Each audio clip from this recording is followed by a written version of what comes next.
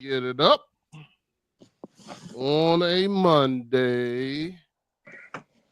Then we'll be going. Come on, Instagram. Why is it not showing? Did we stop? Yeah, we started. Why the Instagram ain't coming up yet? There it is. Man, this skill. Instagram is now up and popping. Hello. It's your boy, the Beast One. Welcome to Dad Mentality Podcast. We got a great show for you today. We got two special guests, co-hosts. Will be joining us from the Sippin' and Trippin' podcast, my man Desmond Black, and also we got a fan favorite, Sergeant Jamil Garrett. I don't know how many people I gotta tell this man is married. Please stop asking me. But you know, we're gonna have a good time today talking about addiction, talking about mental health and the things we need to get ourselves together as men. Y'all know what it is. It's dad mentality.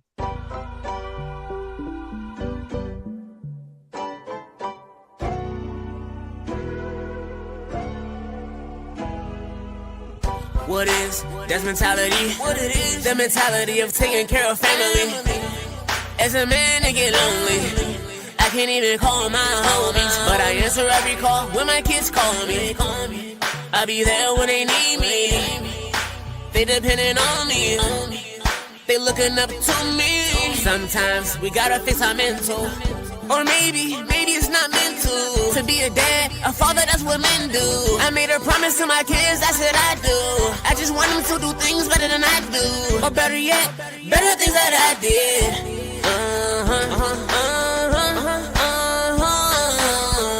What is that's mentality? What it is? The mentality of taking care of family. As a man, I get lonely. I can't even call my homies, but I answer every call when my kids call me. I'll be there when they need me. They depending on me. They looking up to me. Welcome to the show, shout out to the coach. And Matty Ice Cold Crypto. And each one, teach one. That's mentality, we just try and reach one. What is, that's mentality.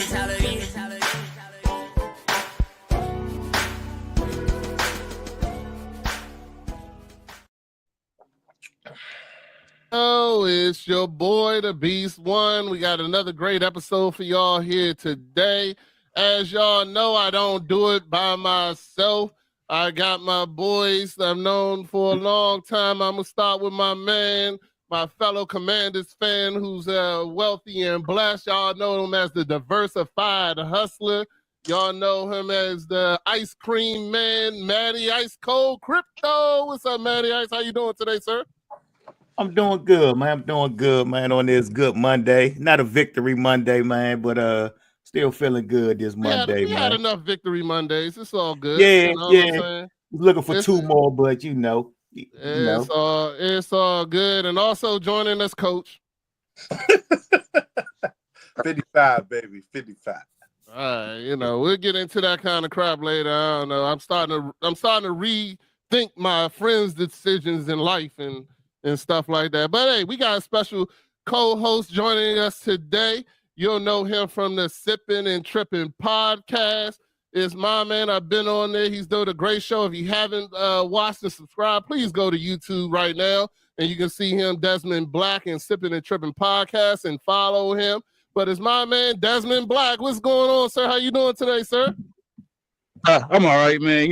Blessed and highly favored, man. Just got off work not too long ago, so Okay, well, we definitely appreciate you coming and joining us today. We got a good topic. I definitely knew when I had this topic back up, I would have you on the show.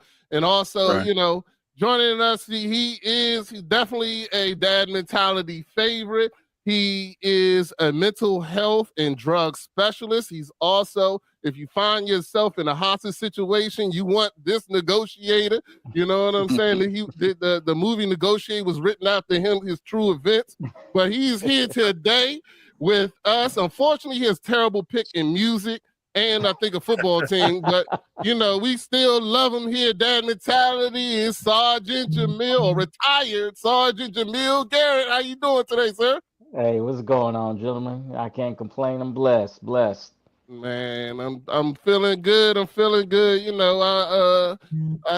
Some people thought I was going to be sad today. The hatred I felt last night and this morning. I'm talking about just multiple phone calls and text messages. I couldn't even believe the nerve of these Cowboy fans actually coming up here and saying something to me like they should be talking to me. I was like, y'all shouldn't be talking, but I had a few of them text me too, man. I ain't even respond. I'm like, man, come on. You know how it is. You know how it is. You know what they say, misery love company, man. You know what I mean?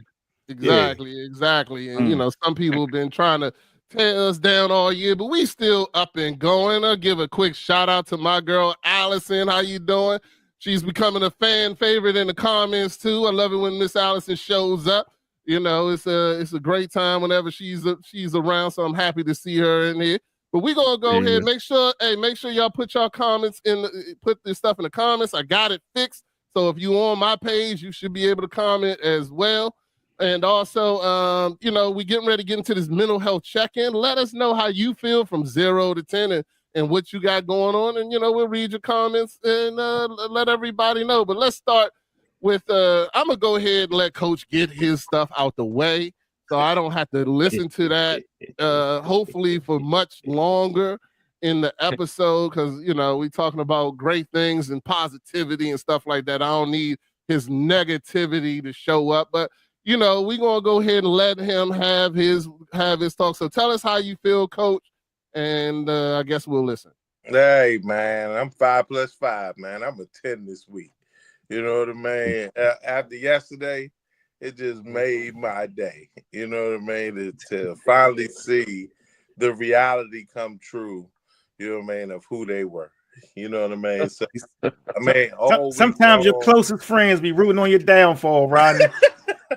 you know what I'm saying? All week long, I took hey, Matty, you see the ticker on the bottom, right? I took a brutal beating. I took a brutal beating from everybody. You know, it's always the ones closest to you. It's always the ones closest to you. I'm talking about they played videos of me and all this other stuff, and it'd be one thing if they came out and competed, but we knew from the first play of scrimmage that the Eagles ran that we knew what type of day it was going to be. You know what I mean? The very first play. You know, we're not even gonna get into the specifics of it, man. But yeah, it was turnovers. They took the ball out my man's hand with them terrible turnovers, man. All right, let's keep it focused, fellas. So we'll keep it focused. What you looking for next week? We'll talk about it. We'll talk. Rough week that I had, my week finished up with a 10. It really did. It finished up with a 10. You know what I mean? And it was all because of them fly, Eagles fly. You know what I mean? And they never let me down. They haven't let me down all year.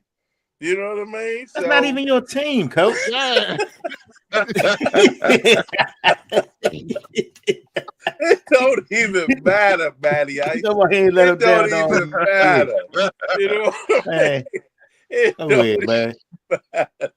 All right, so you a 10. All right, let's move it on. Matty Ice, how you feeling for 0 to 10, sir? I'm feeling pretty good today, man. Feeling pretty good. Upbeat day. Weekend was pretty good, man. You know what I mean? Sunday wasn't the best, but I ain't gonna let that joint get me down. So I'm sitting at about a 7.5, 8. I'm dealing with a few things, but man, I ain't letting it slow me down. Feeling optimistic, man, about some things I got going on.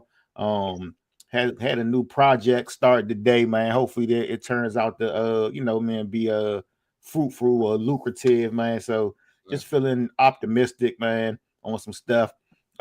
Crypto doing good, man. Been back in the trading and different things. So crypto been, up and down, but it's been volatile, which has been good. So excited about that. And something else that got me excited and I'm looking into is I've been trying to get deep into this AI because I've been falling behind. I'm usually on top of all these new stuff coming out, but that new thing that came out, that DeepSeek, that new open source AI project, man, that's running with ChatGPT that caused the market to crash. So that got my interest. So feeling good and optimistic about some plays I got in the works, man. So I'm about a 7.5 or 8 today. Okay, I got you. So I'm gonna go ahead and keep mine sweet, short and sweet. But I do got a few things I do want to say. I started off this week kind of low, and then I really decided recently to really start focusing on my relationship and my path to God. So, I prayed a lot this week, made sure I woke up early. I started waking up early and doing my routine all over again, where I wake up in the morning and pray, meditate, get my mind adjusted and set for the week. And, even though this week I did play poker until like 4 a.m., I still got up that Sunday morning and went to church with my family and had a good time, prayed in church and just really got to listen to the word. It was definitely something I needed. And then I sat there and prayed and I said that this week is going to be a good week. Now, Commanders lost. Okay, that's cool. But that had nothing to do with my week. Today, I got 4 phone calls of what I've been praying about moving to the next step. And that made me very happy and excited and just happy, that, okay, that if I do what God is telling me to do and be patient and it's going to come through. You know what I'm saying? It's going to come through. And yeah, I got a little bit more time before I can talk to everybody about everything that's going to happen, but I already know that everything is going to be good and God's got me in the things that I'm trying to do. So I'm happy about that. So I would say right now I'm a strong 9. I'm gonna say I'm a strong 9. I would be a 10 if the Commanders did win, but I do say that I'm a strong 9. I'm still happy with where I see I'm going and where the future's going in my family and things like that. I just have to get through it, and that's kind of what we had a guest pastor too. And believe me, if I had known it was a guest pass, I would have stayed home because I don't be messing with them. But he did a great job. So because I was like, I'll just watch the guest pastor from home. But anyway, he did a great job and he spoke on some of the things that I was going through. So it was definitely what I needed. So I was excited about that. So there we go. So I'm a 9. Desmond, how you doing, man? Tell us how you feel. Give us from 0 to 10 where you at, and what you excited about this week. Well, the week was I was feeling at a 4, man. Like which is lately that seemed to be the case. You know what I'm saying, with work and not being home with my kids and not be able to spend time with Allison the way I want to. It's rough. It's things we still trying to figure out. But today I feel like I'm at a 10. I'm in good spirits. My Eagles smashed your Commanders, and I'm excited that we about to win this Super Bowl. You know what I'm saying? And I'm always excited that I'm progressing with this food truck thing. So I'm definitely excited about that. You know what I'm saying? Get that up and running. It's good times. Okay. I'm glad it's good food times. Truck. That's what's up. Yeah, that's how definitely. football should be. It's to bring your spirits up, man. Yeah, I'm about to say. I'm interested to hear about that, man. I do the ice cream truck with my custom ice cream truck. Go out and do events. I did a few with Coach. So yeah. So just in case you can't read the tickets, it says the views and the hate from Coach are not the opinion of Dad Mentality Podcast. Held to the Commanders. Anyway, Sergeant Garrett, how you doing? Tell us from 0 to 10 and what you looking forward to, man. You know what? I'm a solid 8.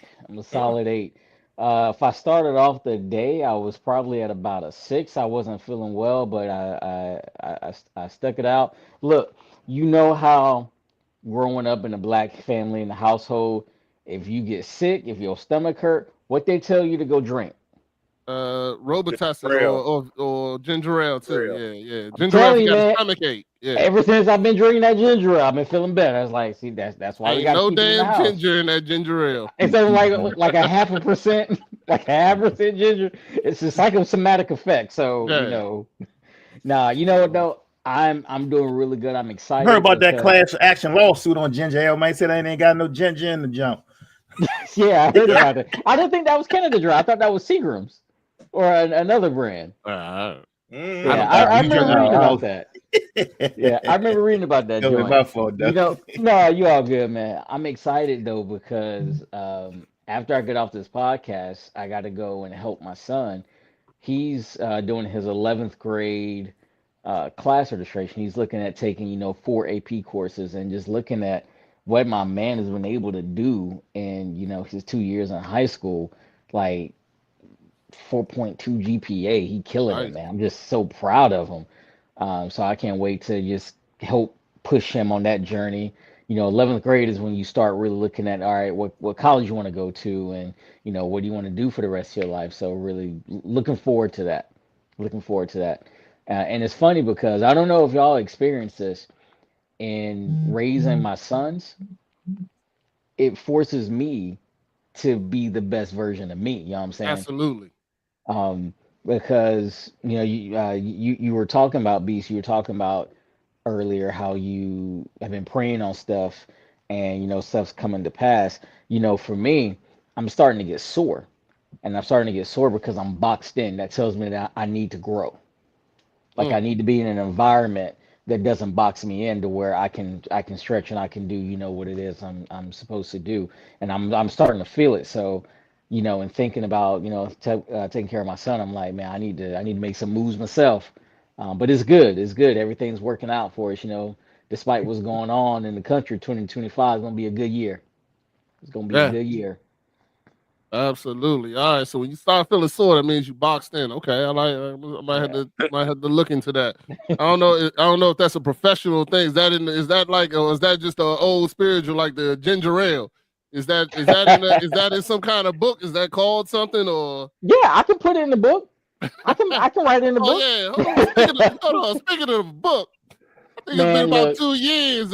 We've been waiting on this book. y'all That sure ain't have. happened yet. Hold on, man. Yeah, that I'm book glad you ain't brought it up. Look, y'all supposed That to, joint like the Game of Thrones. It ain't never gonna finish. look, you just said you went to church, right? You supposed to You be can't giving rush your greatness, neighbors man. grace. Don't listen to him, man. You supposed to be giving your neighbors grace. Hey, dog. Like my wife tell me, I tell my wife, it's been 2 years. You might as well throw that shit away. It's like Look, you ain't use it by now. You Yeah. don't use it, but nah. That's something that's gonna happen. That's part of what I was talking about being boxed in, because, professionally, what I'm doing is taking a lot more energy than it should, and is not paying off the way it should. So talk about, I'm gonna be talk some of Matty Ice's terminology now, that return on investment in what it should be. So I'm gonna need to make some moves and go where I can grow. You know what I'm saying? Yeah, hey, I feel you.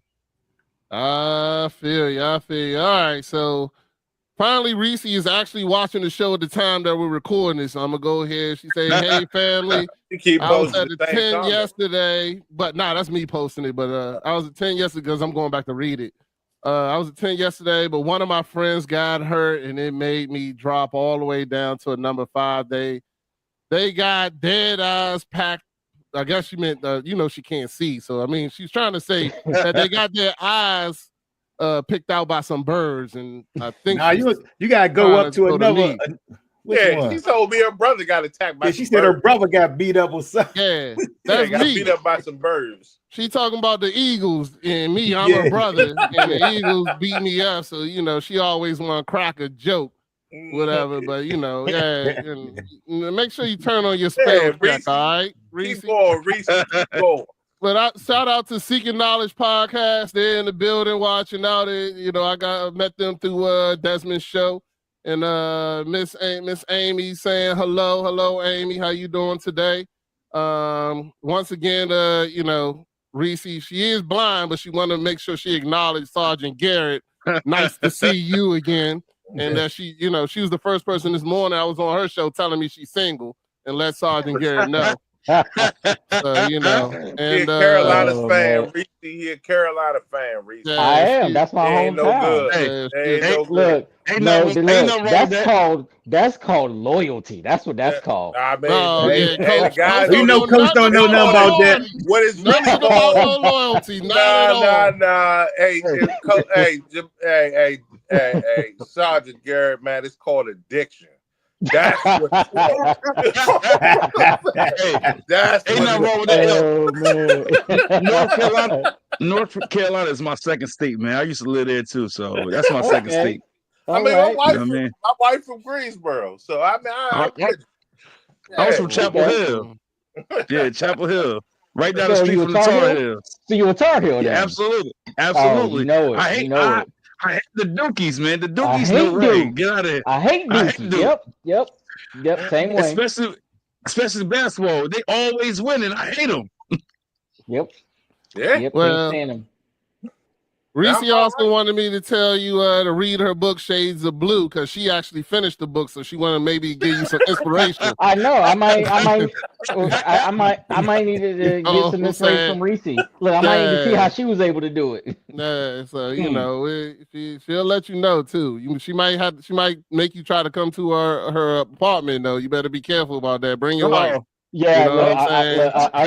I take my wife. I take my wife. Make sure we all right. But you know, hey, we're gonna get into oh, this topic this week, fellas. So I'm gonna go ahead and get into this. So I did the show Sipping and Tripping podcast with Desmond right. Black and had a great time with him and Chef Dennis. And shout out to Chef Dennis and Who's Cooking Podcast. And I'm not gonna lie, when I got on there, I felt like I was a counselor. You know, Desmond definitely had some things he needed to get off his chest. I know. I think he felt better after he got it off his chest. But it was a great time that being there. And I was like, yo, he talks about a lot about going to counseling and things like that. And I was like, he's looking for a counselor. And I was like, hey man, I want to introduce you to Sergeant Garrett. I know Sergeant Garrett may not be actively counseling right now, but I know that is something that you definitely do. Maybe you can point him in the right direction as we go through the show or whatever case may be, but we'll see as we go through. But one of the things that we definitely always talk about, and he talks about there, is mental health and talks about addiction and things like that. And so I wanted him to be on here to ask his questions if he had them, but I'm going to go ahead and start the show off with a mental health question. And just kind of, I know some of these questions we've talked about before, but I still think they can spark interest in the conversation today. So, what is when it comes to mental health and I feel like mental health, especially for Black men, is something new. It's something that we're really learning about. It wasn't something that our culture had it wasn't something that was really taught to. I'm just gonna talk for me personally. Mental health was not something that I was told or took into consideration. I grew up in that area when when you cried, you was told not to stop crying. Real men don't cry type comments and things like that. And when it comes to people's mental health in your professional time, Sergeant Garrett, what is usually the most common mistake people make when it comes to it, and even understanding how to begin the journey into mental health? I think the most common mistake that I see is they avoid it. People don't talk about it. People will avoid it, and I'm sure this is going to come up later on in the conversation. But that's where things like addiction to alcohol and other drugs come from. That's where we call those maladaptive coping comes from, like ways that we do to try to make ourselves feel better, but they wind up causing us more pain. They wind up causing us money. They wind up causing us other issues in our lives. So I probably say the biggest thing that we do is we avoid it. Um, some of that is just because we, like you said, we don't know. I grew up in a Black family from North Carolina. We don't know about no mental health. We went to church. We went to church and prayed it away. That's what we did. Mm-hmm. So we didn't know about what bipolar disorder was. We didn't know what depression was. We didn't know what anxiety was. We didn't know ADHD was. ADHD was, I'm gonna go get a switch and spank it out of you. That's how we dealt with it. Yeah, 100%. But right, but that's how we were raised. But what you have to look at is that how that formed us as adults, to where as adults, especially adult Black men, we are emotionally stunted. We can't even feel nothing. Like to feel the smallest amount of pain, we avoid it, and then we hold it in until it just explodes. Typically in men, anger is a huge red flag for depression. It gets misdiagnosed as being like a sociological thing, but it's really in men uh, a key ingredient in depression. So one of the things that we can do is we just need to learn what it feels like to feel. And for those of you who have, boys, let them little boys feel. Like one of the worst things you can tell a child, a little boy from a developmental standpoint is, suck it up, don't cry. Like allow them to feel. Hold them accountable. Still hold them accountable. I ain't saying don't hold them accountable. Hold them accountable. They need to know. But at the same time, we got to allow them to feel so they can grow up having an emotional range of expression besides I'm just sad, angry, happy, mad, you know. No, I totally agree. Yeah, I totally agree. It's always been one of those things, especially now with my son, that I let him work out his emotions. And I mean, it's new to me. I'm still working on it Right, myself. You know what I'm saying? right, And totally actually, discussing, because now the times I find myself asking myself why. You know what I'm saying? Why? Hold on, why do I feel this way? Why am I getting ready to react the way I'm getting ready to react? And taking that time to really have that discussion with yourself before you react. Now, don't get me wrong. I've had the times where I said that and I still was like, nah, I'm gonna go ahead and still react that way. You know what I'm yep, saying? And yep, still say what I got to say yep. You and let finna it get it. go. Yeah. You finna get it no matter what. Yeah, it So, happens. That's I definitely feel that's what like we it's talked definitely a about work in progress. before. It's that reaction instead of a response. You know what I mean? Sometimes a reaction, like you said, could be that uncontrollable reaction that you didn't want to have, but since you had a moment to think about it, it's a response. You still can choose to be like, nah, this is how I'm about to carry this. But sometimes we just, like you said, react without thinking. You know what I mean? So it's just a good thing that you even aware and you know what I mean, thinking your way through the process so you can respond instead of react. You know what I'm Right, saying? because what you're doing is you're doing the foundational therapeutic intervention, cognitive behavioral therapy. By exercising that questioning attitude, what you're basically doing is you are challenging those original thoughts and emotions as they come up to change your behavior. That's CBT. Like people pay $100 an hour for to learn how to do that.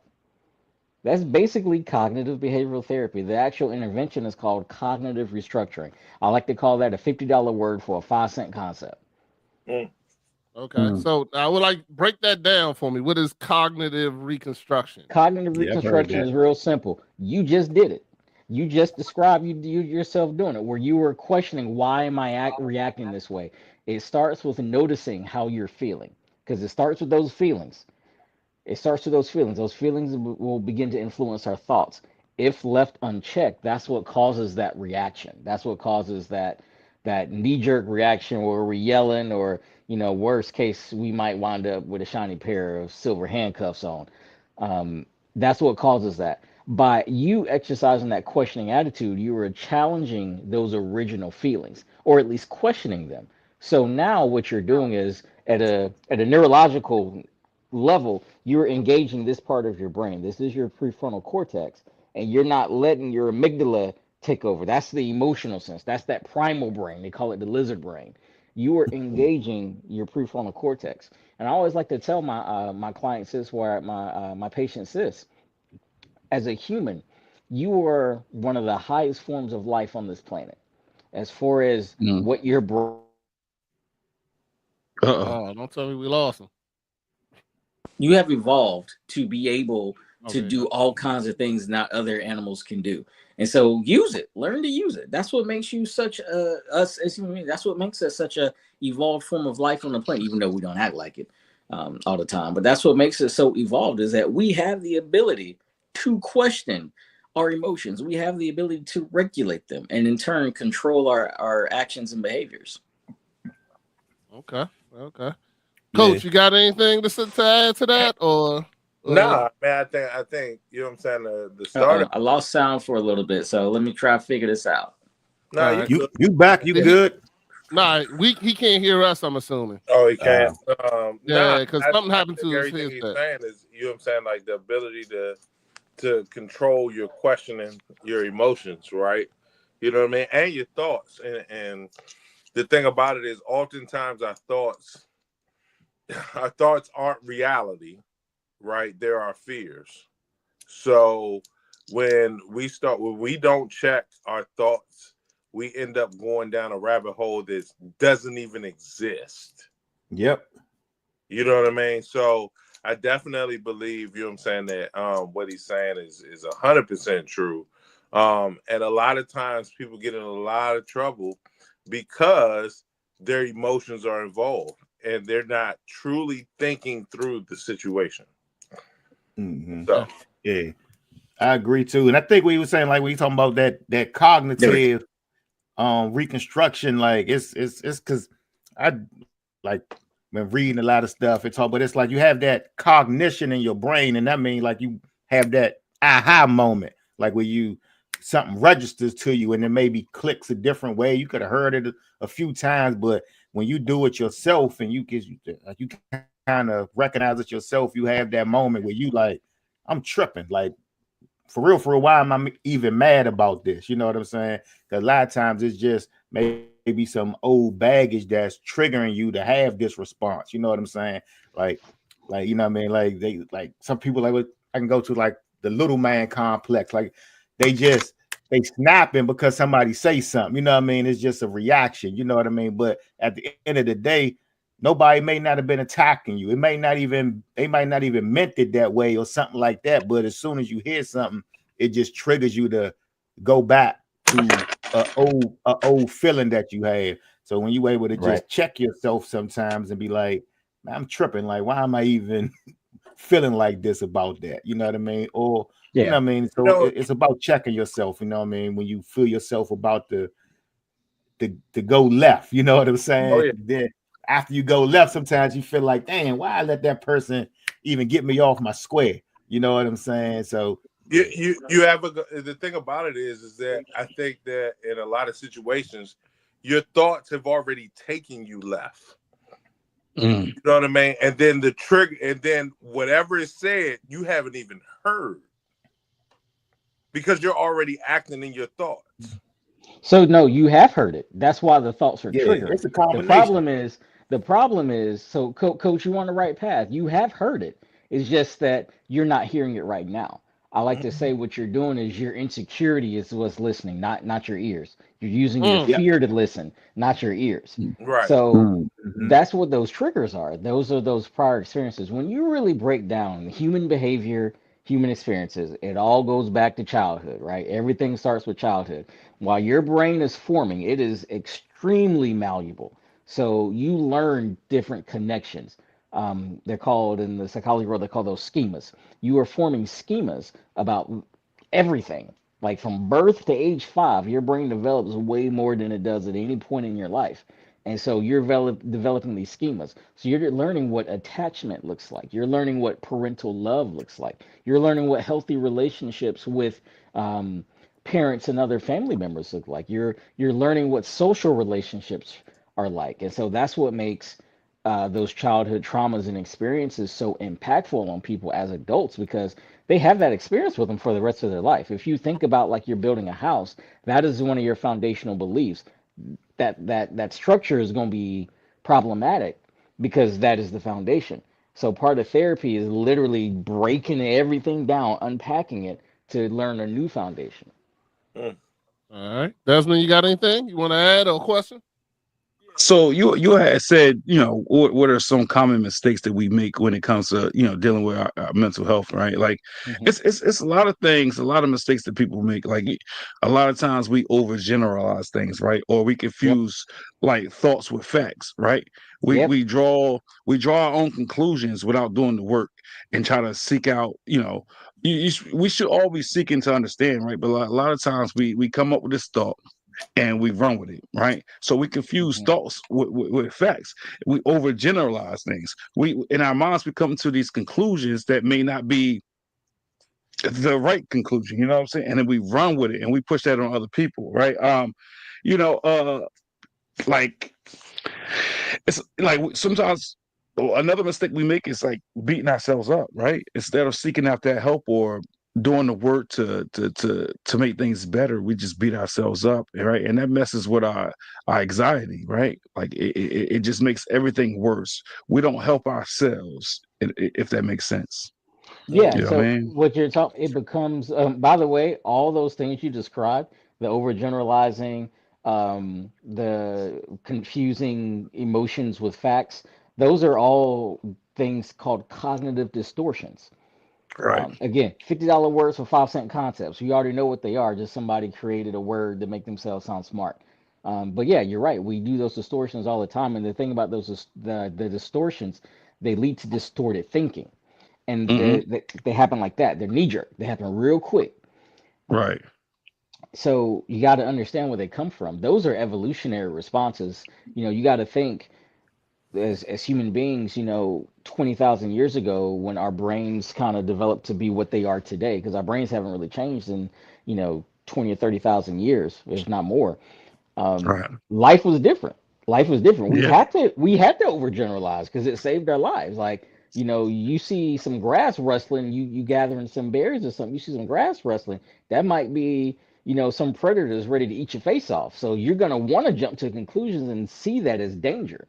So Right. fast forward and in our highly industrialized life now, we don't have those same dangers, but our brains Right. still react the same way. So Yeah. that's what makes that cognitive Yeah. restructuring or CBT, cognitive behavioral therapy, is such an important tool. Now, it might not work for everybody but there's a therapeutic method for every day of the week. Somebody came up with something that they swear is the greatest thing since sliced bread. So CBT might not work, but there are a lot of other things that work.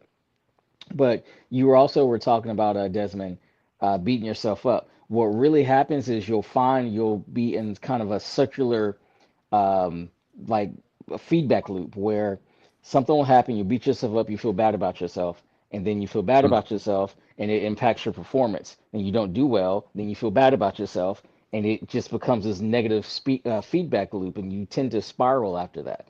Mm. Right. So I'm glad you said that, because this thing. So one of the questions I have is this: like, do you feel like people stop beating themselves up? Like, do you think that that's like we suppress it, or do you think it's more so like we can get past that if we do the work?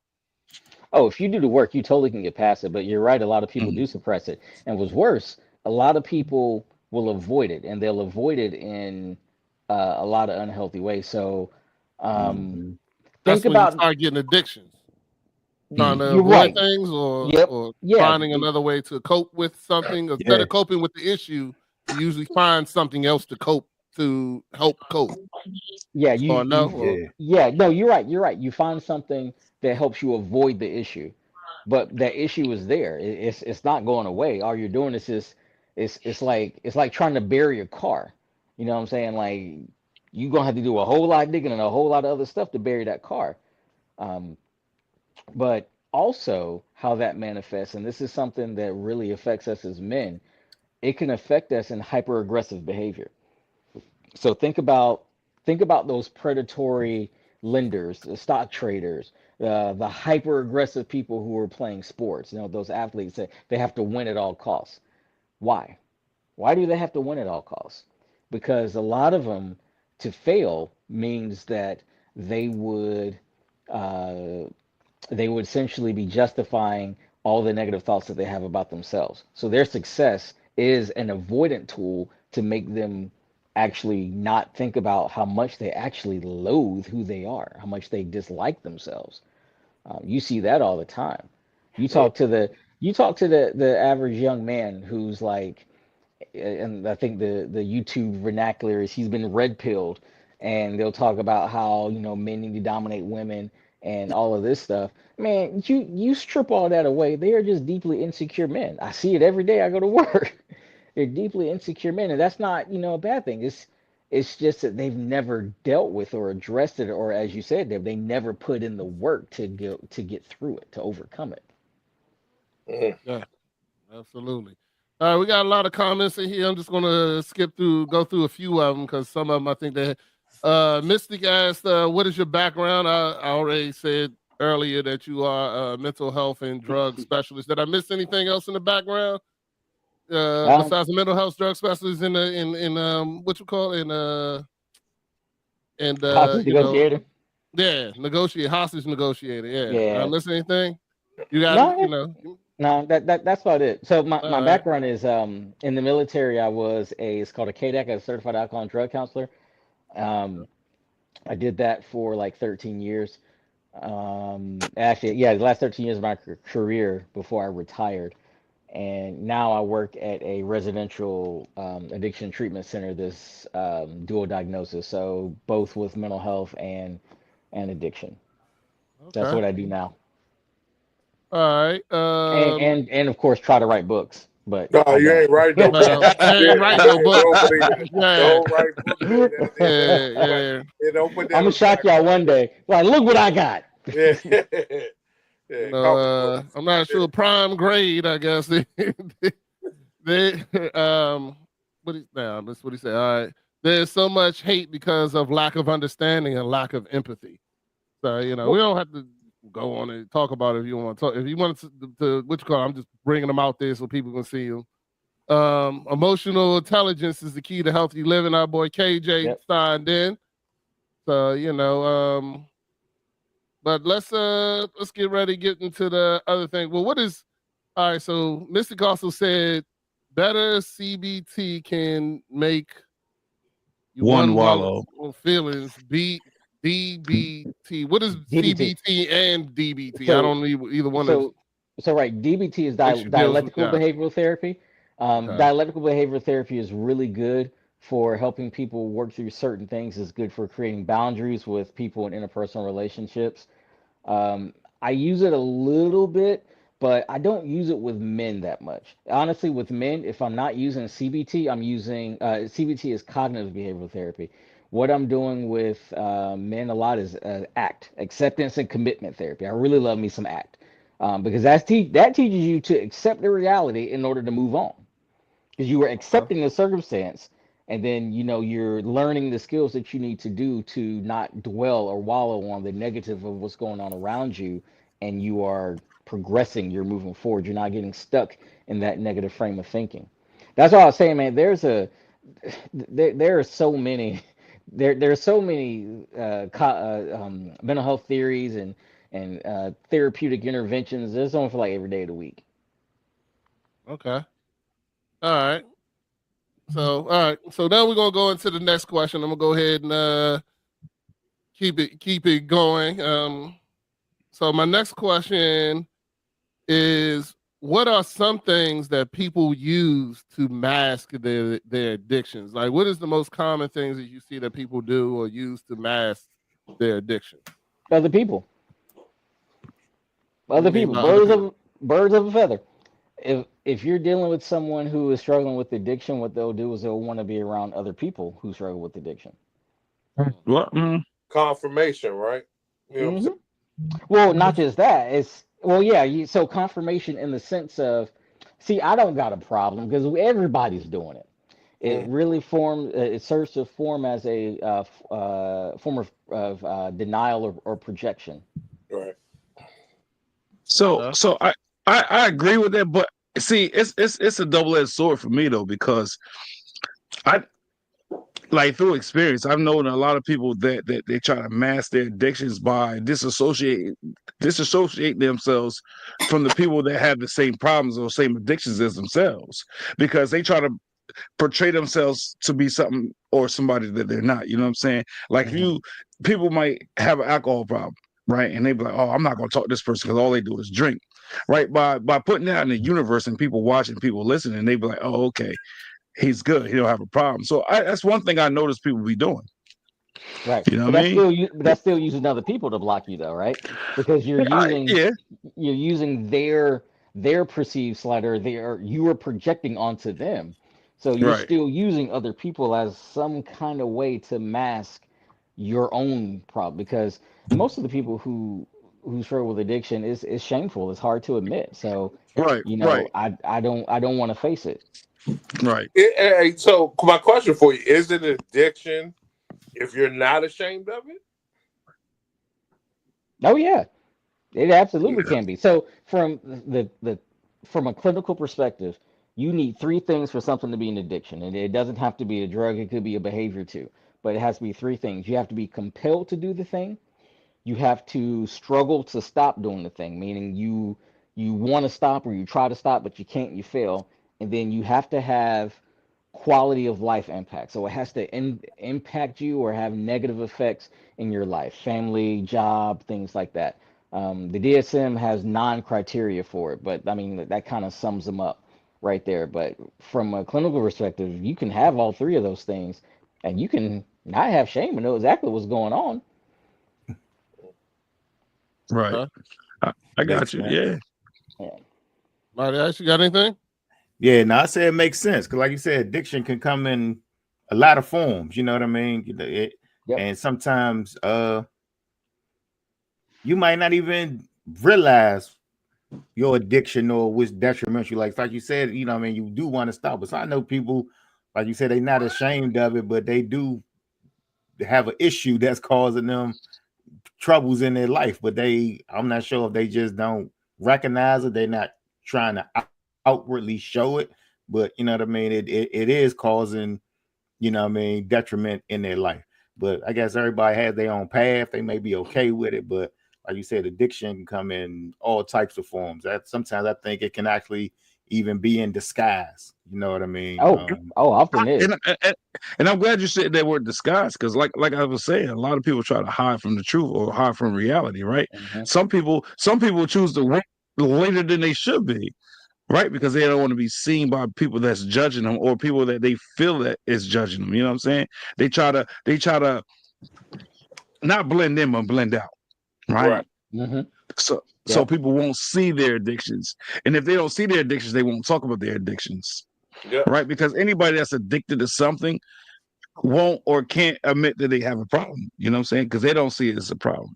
They always justify it by saying, well, I do it because of this, or I don't do it like this, or this person is worse than me. You know what I'm saying? So a lot of people try to hide themselves from the public eye so they won't be judged. I guess I got a question. Is it safe to say everybody's addicted to something? So my clinical brain won't let me say that. Okay. My clinical brain won't let me say that.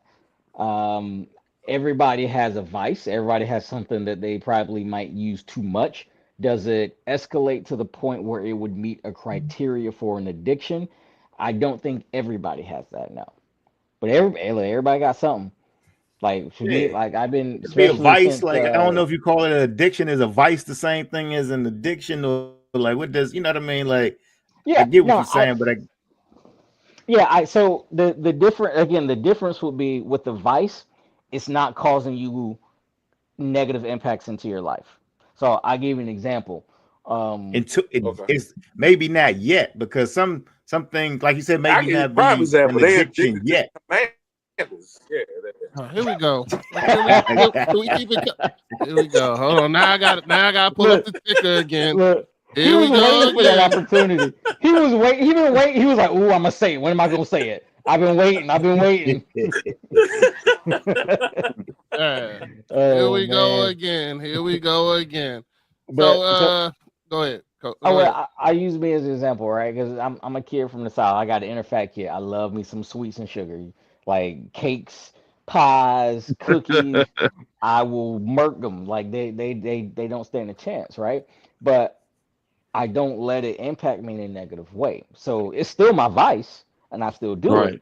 But I also understand that I don't need to be bringing these things in the house because I know me, I'm gonna eat them. Like I don't need to be buying no Oreos because like the whole sleeve gonna be gone. And look, we getting in the Girl Scout season too, man. So that's gonna be rough. Them mints, frozen, right? And so it hasn't gotten to the point to where it's an addiction. Now it will be an addiction if like I can't stop.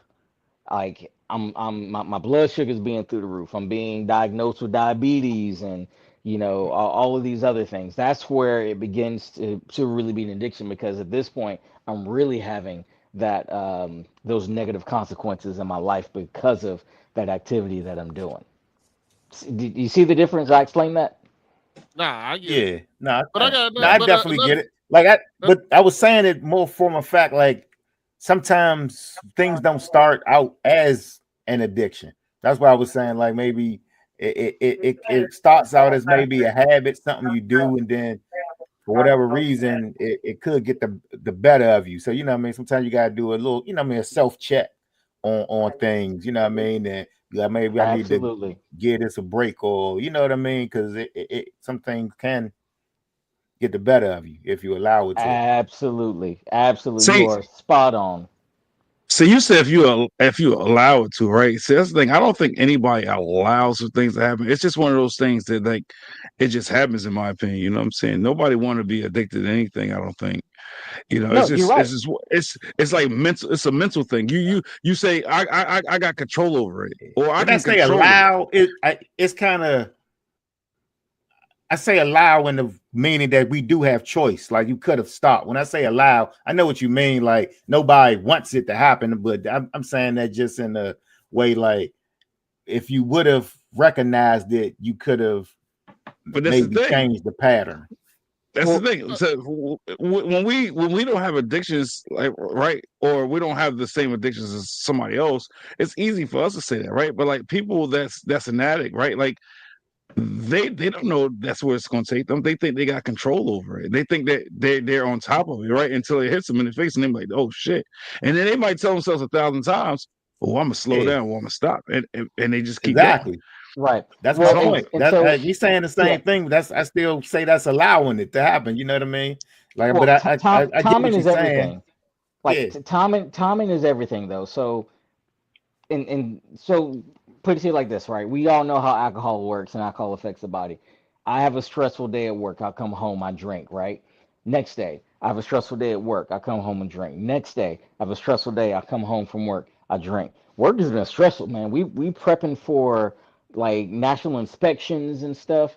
And before you know it, every day for every month, I've been drinking to the point to where every time I'm having a bad day, I'm beginning to associate my bad day with drinking. with drinking, That's called operant conditioning. That's how addictions start. That's how they hmm, okay, start. To where when they're automatic, I don't have a conscious awareness of what's going on. It's a habit. That goes back to that the limbic system of our brain, our lizard brain, if you will, the amygdala, those habits. I'm not consciously aware of it. So I think what Matty Ice was talking about before, where you can stop it or you have a choice, before it gets to that point to where it's automatic, that's where you can intervene, intercede before the the physical addiction, the chemical addiction comes in there. hmm, Right where, because I like to break addiction down. There's a psychological addiction and then there's the physical addiction. So the right. psychological addiction is where your mind gets hooked on something. That's where I think I need this thing. I think I need that drink because I'm stressed, and it's the only thing that's going to calm me down. That's a psychological addiction. Long before any physical addiction, there's a psychological addiction. But that's where you get the opportunity to really roll it back, and you can be like, oh, you know what? Let me pull my drinking back. I'm drinking after like that first week. Like I'm drinking a lot. Let me pull this back. Um, I always like to say with alcohol as an example, look at when you drink. Look at Hmm. when you have that desire to drink. Any drug really. Look at when you have the desire to do that thing. That tells you a lot. That tells you that you're trying to cope or self-medicate. Hmm. Hmm. So that's where you should not say should. That's where hopefully you would have some assistance or someone to help you if you know you struggle doing this on your own. But you would have the ability to pull yourself back and really identify what's underneath it. Like in my example, what's underneath it is the stress from work. So addressing that stress from work, me going on a vacation or me lowering my workload or something like that, as opposed of keeping drinking, keep drinking until now, not only is work a problem, but alcohol's a problem. Yeah, but who Yeah, don't I'm want to glad. drink on vacation? Hold on. Oh, But go So ahead, look, Devin. I'm glad you said that because as Coach was saying, like he said, is if you don't feel bad about it, it's an addiction, right? This is my thing, and you brought up alcohol, so this is apropos, right? Like for me, listen, when I'm pissed off, when I'm angry, right? When I'm stressed out, I drink. I drink. I drink. I drink a lot, but I don't never drink to get drunk. That's not my mission. That's not my goal. I don't like the feeling of being drunk. Right now, mhm. occasionally, do I get drunk and I'm like, well, I ain't gonna say drunk. it's just the hangovers, right? Because once I start feeling them, I need to stop. And I keep telling myself I'm gonna slow down drinking. I'm gonna take a week off. A week never happens. At most, it might be 3 days. But like my profession, my field, I'm a kitchen manager, and I'm stressed out. Like I feel like I get attacked. I feel like I'm not treated properly, right? Like I come home and I drink. Going to work, I might say, you know what, I'm gonna take a break. I go to work, now I'm stressed out. I'm like, you know what, when I go home, I can't wait to pour something up. You know what I'm saying? And that's the thing. And when we talk about feeling bad about it, right? Like when I look at myself, or somebody say, you got an alcohol problem, or you drink too much, or you're an addict, or you're an alcoholic, it don't make me feel good. It makes me take a step back and like, damn, I don't like that. I don't like that title, right? Like, so it'd be times that I'd be like, just because people are saying X, Y, and Z, I'm gonna stop, but it's just I haven't stopped, and it's one of those difficult things, right? But this is the thing, it could be a good day, and I drink. Like I feel like, I gotta celebrate, and not resort to the alcohol. You know what I'm saying? Right. But I'm one of those people that I was just talking about when I said mentally, I feel like I'm ahead of it. I got it under control, right? And I always say that until I wake up in the morning.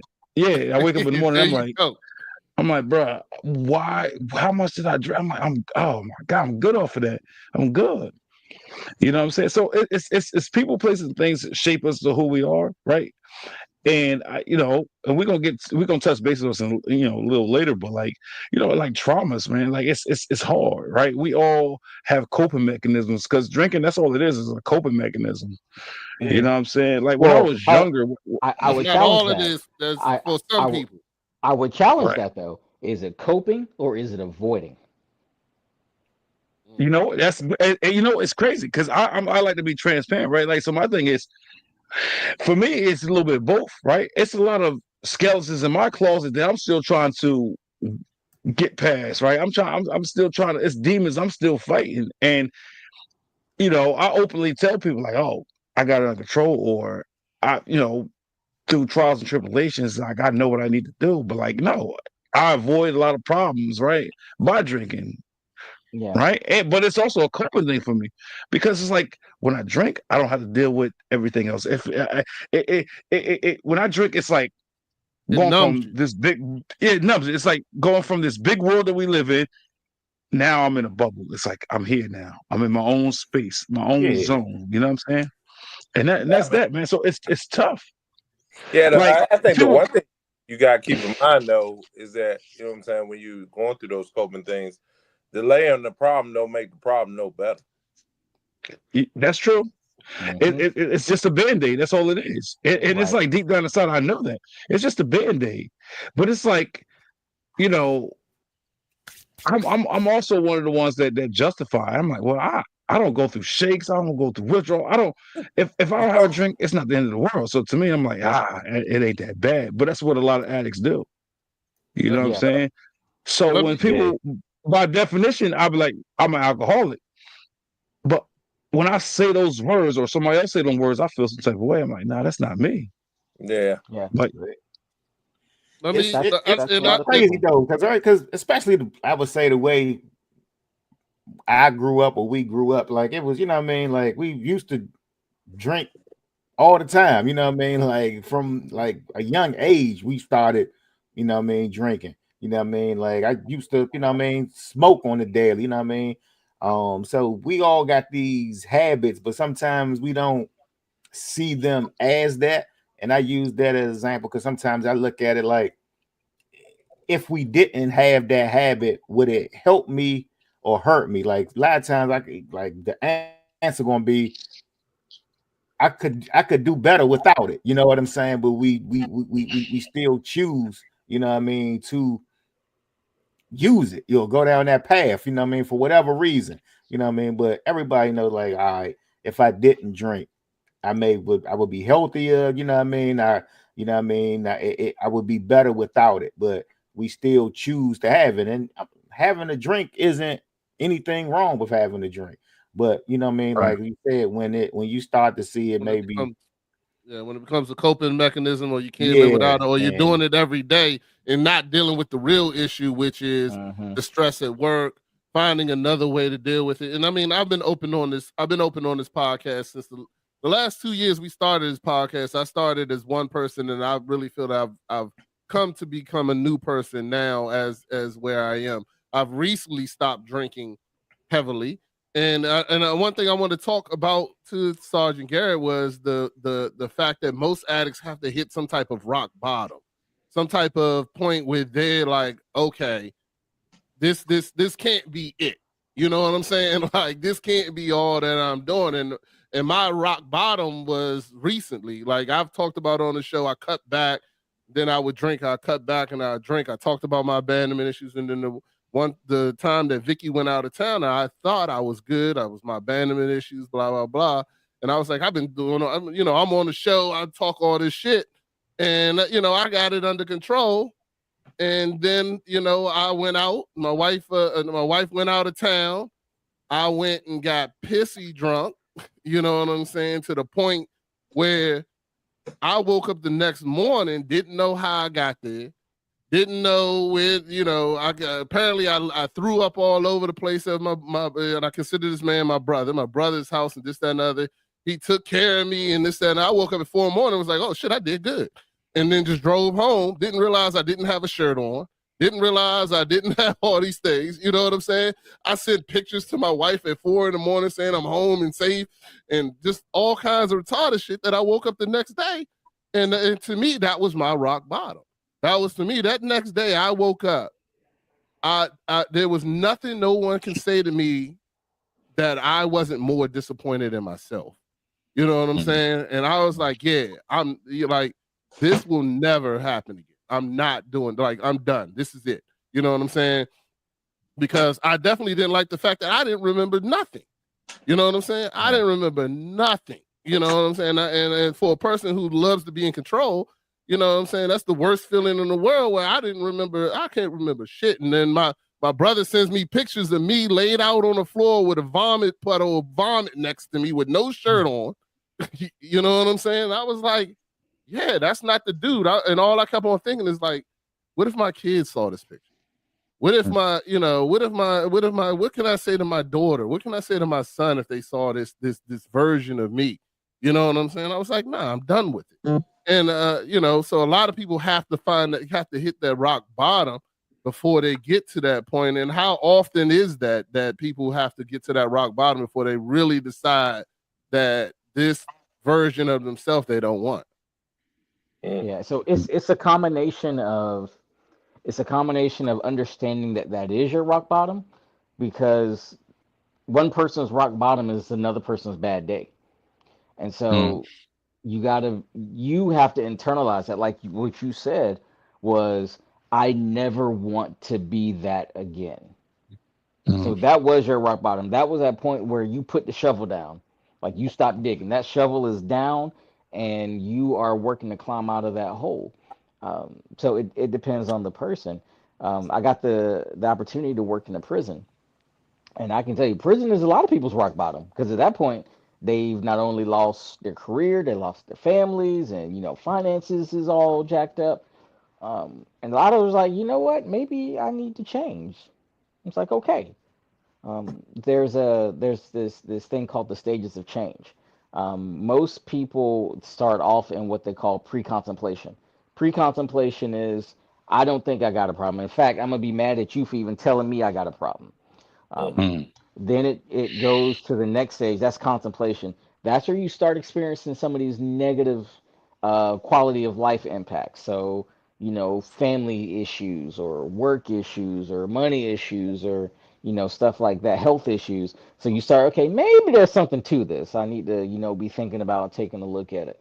The next stage after that is preparation. That's where you actually are realizing what the problem is and you're taking the steps to address it.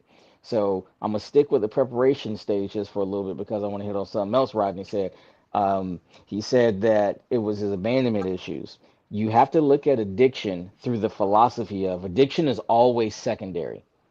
Like I think Desmond said earlier, no one ever wants to become an addict. You're absolutely right. No one. I've been doing this work since 2009. Well, might as well say 2010.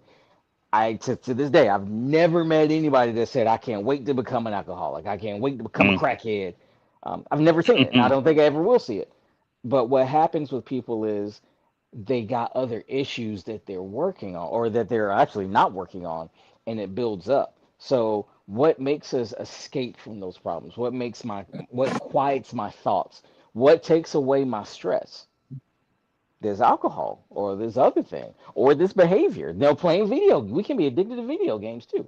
Doing this activity, it takes me away from the pain.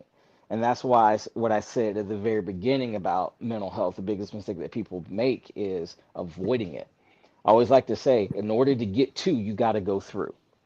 As long as you keep engaging in those behaviors to avoid those issues, you're going to continue to struggle with addiction, because the way your brain is set up, you have created a schema, you've created a mental framework that says this feeling is bad, this trauma is bad, this stress is bad, and how do I deal with that? How do I make it good? I use. So you are now fighting your very brain. You're fighting your own neurology at this point. That's why addiction is so hard to treat. All right, let me just say this real quickly, because we got some haters from the Philadelphia Eagles friendship jumping in here. I see your comments. If they're not relevant to what we're talking about, I'm not putting them up there. Thank you.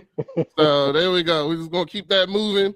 Yeah, good times. Shout out to Rondo on the Rocks. Make sure y'all check out her podcast too. She's a great young woman, great young lady. Out of Chicago. So shout out to her real quick, just letting y'all know. I see if they don't. Oh, here we go. See, that's that bullshit. See, I knew I shouldn't have said nothing. You know what I'm saying? Yeah, Molly, I see you too. That's all, Molly. Y'all don't need to keep on. Some people, if you have a good question for the doctor we had for Jason Garrett, shit. I'm naming coaches and shit. See, you know what I'm saying? Paul Garrett. To about addiction and what you call it, please put them in the comments. I'll put them up there, but I will ignore. I see some of the comments too, like that. Some of them joints on here. Coach loving it. Coach loving it though. Look at him. Yeah, he loving it. But we all good. Stick on to the good comment. All right. So let me ask you this one. Is childhood trauma usually the reason why people have addictions and mental health issues? That's open or that's for? Okay, go ahead. Correlation and causation. So I'll say it like this: I've met a lot of people who have experienced, or who have addiction that haven't experienced a childhood trauma, but I've also met a whole lot of people who had a childhood trauma who struggle with addiction. So they're very correlated, and it goes back to what you call maladaptive coping. Actually, to be honest, it goes back further than that, though. It really goes back to how trauma impacts your brain, your developing brain. Trauma actually rewires the functioning of your brain. It can literally affect how parts of your brain grows, depending on how old you are when you experience the trauma.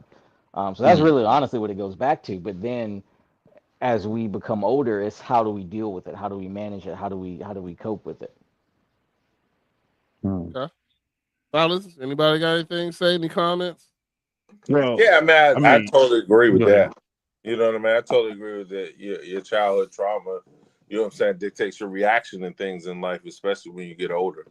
You know what I mean? And right. Oftentimes it shapes your values too. Yep, it does. And it can shape you. It can shape who you are. I always like to think of like your trauma. Your trauma is like a ball, and then your brain is like Play-Doh. So what happens is your brain is like Play-Doh, is forming around this trauma. So your brain is going to forever be shaped by that trauma. If that makes sense. Yep. Right. Yeah. So I would say your childhood is a significant factor in like your everyday life, right? Like I feel like I have a lot of traumas, and it's a lot of things. Like I said earlier, like I still can't get past. You know what I'm saying? Like a lot of things in your childhood, I often say that people, places, and things make us who we are, right? Like, it's a lot of things that like I've gone through and I've dealt with that I couldn't deal with that still affects me to this day. And there's a lot of things that I've gotten better with. But when we talk about triggers, it's certain triggers that'll bring me right back to who I was like 30 years ago. Mhm. You know what I'm saying? And as much as I tell myself I would not let that happen, I would never let nobody get the best of me. It happens. It's called triggers for a reason. You know what I'm saying? Yeah. So your childhood plays a significant role or significant like factor in your life. Like I went through a lot. You know what I'm saying? And in my relationship, some of my childhood traumas spills over into my relationship or with my kids or even at work. You know, and I feel like that's a lot that happens a lot in the Black community as well. The way, you know what I'm saying? Because I'm not speaking for every Black man or Black, Black woman, but like most Black households, we don't teach our kids properly, right? We're not educating our kids properly. We're just going through the motions. We're living the lives of our parents and then their parents, right? And it's like it's a lot of things in the Black community that are not taught to us, right? So now when we hit rock bottom, when we face with these adversities, we don't know how to deal with them because we wasn't properly educated in that realm. You know what I'm saying? Mm-hmm. And Yeah. so, like Rodney said earlier, like he grew up in an era where it's like, suck it up. You better not cry. And in the Black community, that's what we teach our kids. And that's one thing that we need to stop doing. We need to get back to the basics. We need to go back, back when it was slavery time, not to bring up slavery, nothing like that, but like that's when Going back in the Black, the Black community was really trying to have values, right? And these are ideals that was once there that we lost control of. We need to get back to that. We need to treat life like survival and teach our kids that, because that's the only way we're gonna grow. Because if we just go through the motions, we can't grow, right? You got to seek to understand. If you don't seek to understand, you're just going through the motions, right? Like, so my traumas, man, like I feel like most people that have kids, or no, not have kids, that want to have kids, I think the first thing that cross their mind is this: I want them to have a better life than I did, right? And a lot of times people say that they don't really act on that, right? I think when you have kids and you have that mindset, you need to put in the work. You need to say, this worked for me, this didn't work for me, or I went through this was fucked up. Let me correct it in the next life, meaning you with your children. And that's something I try to do every day. And it's hard. When I was saying work make me want to drink, because I am a kitchen manager. I am required to work 10-hour shifts. They say when it's slower, you can get out of there, but I never do. So it's 50 hours a week. I'm more like 55, 60. And then when I come home, I used to cry as a man. I'm gonna admit it. I used to cry sometimes coming home when my kids say, "You don't care about me. You don't even love me. You care about work more than you care about me." And that used to break me every time. So it got to the point where sometimes they needed that criticism, or they needed that guidance, or they needed discipline, and I didn't do it because I was afraid to. Because I said, you know what? I'm never there for my kids. When I am there for them, I need to make it count. But see, when we talk about band-aids and pacifying people, right? Like that's all I'm doing. Mm-hmm. My one son, my 10-year-old son, stole money from me and my girlfriend, $100, and gave it to people he thinks is his friends. It's not his friends, and he will learn this when he get older. And like, and I should have disciplined him, but I was like, damn, I'm never home. So I still have not. It's been 3 days and I ain't say nothing to him. I mean, I kind of said something, but not really. And as a man, I was like, damn, I didn't do my job. I mean, I'm listening to man because I did. It really go back to what you said, right? So like you know what I'm saying? That I know all y'all heard the quote, right? You know what I'm saying? Tough times create strong men. Strong men create easy times. Easy times create weak men, and weak men. And I love that. Right, and I love that. And that's why slavery was so critical, right? Because we had to go through tough times to become strong. And you are right. You are absolutely right. Like, if we don't find the balance, or if we create easy times, we will create weak children, and they will go through tough times. Like, it's just.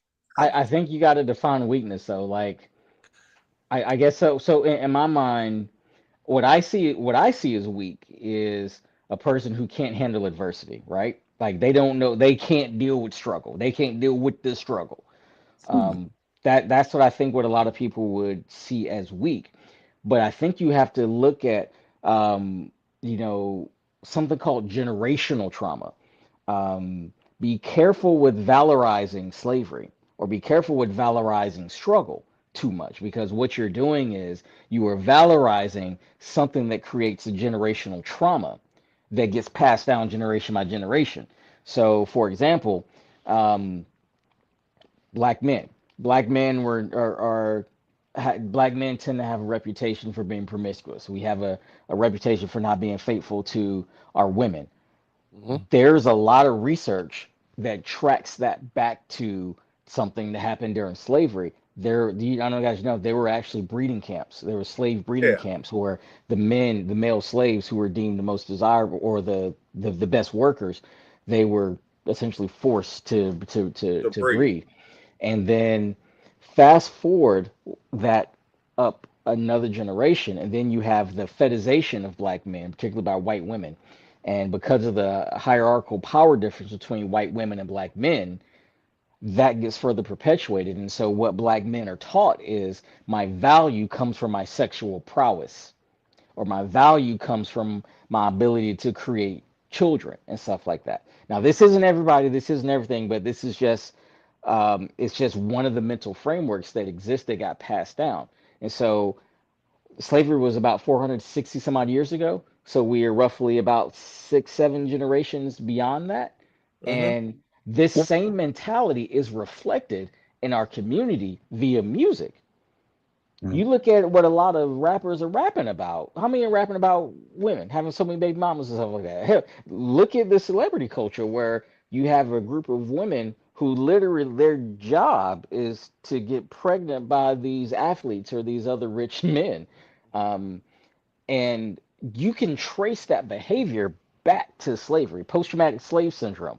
It's actually a book. I can't think of the lady's name. Can't think of the lady's name who wrote it. But you just got to be careful what you're valorizing. Now, what I'm also saying is there is a balance, because this world's gonna be hard. This world gonna be hard on us black folks. Right. We know how America gonna treat. Look, we seeing it right now. So we have to prepare our kids. I voted for Trump for sure. No, I did. We have to be prepared. That's what I was laughing Nah. Yeah. Molly's a Trump supporter, so he's saying that in a positive way. Yeah, He's not saying it in a negative. He's terrible. He's terrible. I'm gonna have to talk to him on a later date, because he. We can go ahead and keep it past. Don't let that distract you. I know, right? He drank the Kool-Aid. But anyway, we have to prepare our kids how to handle that. And so how we do that is we give them adversity. We give them adversity that they can handle, they can overcome. That doesn't result in that that trauma. It doesn't result in that generational trauma. So, like we were saying, I think the whole thing it comes down to, there's a balance. It's a balance that we have to. We got to be able to maintain, because our children, they need struggle. They need to know what it's like to struggle. They need to know what it's like to feel uncomfortable. They need to know what it's like to fail. But this thing, the times have changed though. The way we grew up, I think we all are probably around the same age, right? Like the way we grew up, the times is different, right? Like it's when I say it's, I don't want to put too much out there. Like, everybody know what DCP and P is, right? Like, they come out to your house for the smallest things, the dumbest things, and you be looking at them like, "Why are you even at my house?" Right? Like, and that's something I deal with sometimes, because kids say the strangest things, whether it's true or not true, but they over exaggerate, right? So the times has changed because it's more prevalent now than it was then. So when people talk about discipline, they might criticize me like, "Oh, how you ain't say that to your son? Or why you ain't disciplined?" Because I don't want no DCP and P case. Yeah, but there's different forms of discipline. And it's still, the lesson needs to be taught. I mean, it needs to be taught, and there's different ways of discipline, but each child is different. You have to know your child and know how responsive your child is to discipline. I've talked about that on my show. And to be honest with you, y'all want to hear something crazy. I'm actually excited because this guy right here is my son. You know what I'm saying? He's actually this is my 23-year-old in the Air Force. So, you know, he's talking about how most people, I would say that most people aren't raised and taught healthy ways of coping with traumatic or emotional events, which is exactly true. But to go back to your thing is that one thing I feel is a few things I feel that I express all the time. And one is that it's healthy in a relationship to be able to argue in front of your kids, but also show them that you can make up. Like, you can argue and still love that person and work through the argument. You know what I'm saying? Not just, not them. I don't think it's healthy to let them see you argue, but don't see you work through it. You know what I'm saying? And then the other thing is that the first sign of discomfort and the first sign of unfairness should happen in the house. It shouldn't happen out in the street. You don't want that to be. Hey. Go ahead. All I was gonna say is, I 100% agree with that. But the times have changed. I tell my kids now. I don't just believe it. I tell my kids, listen, hey, some of the things I say to you, I don't want to say, but you need to hear from me before you hear from somebody else. Because if you can accept it from me, or if you can learn to deal with it coming from me, it doesn't matter what anybody say in the streets. You be prepared for it. You think my kids receive that? They don't. They twist it. They formulate their own story, and now I get a phone call, and I'm like, this is crazy.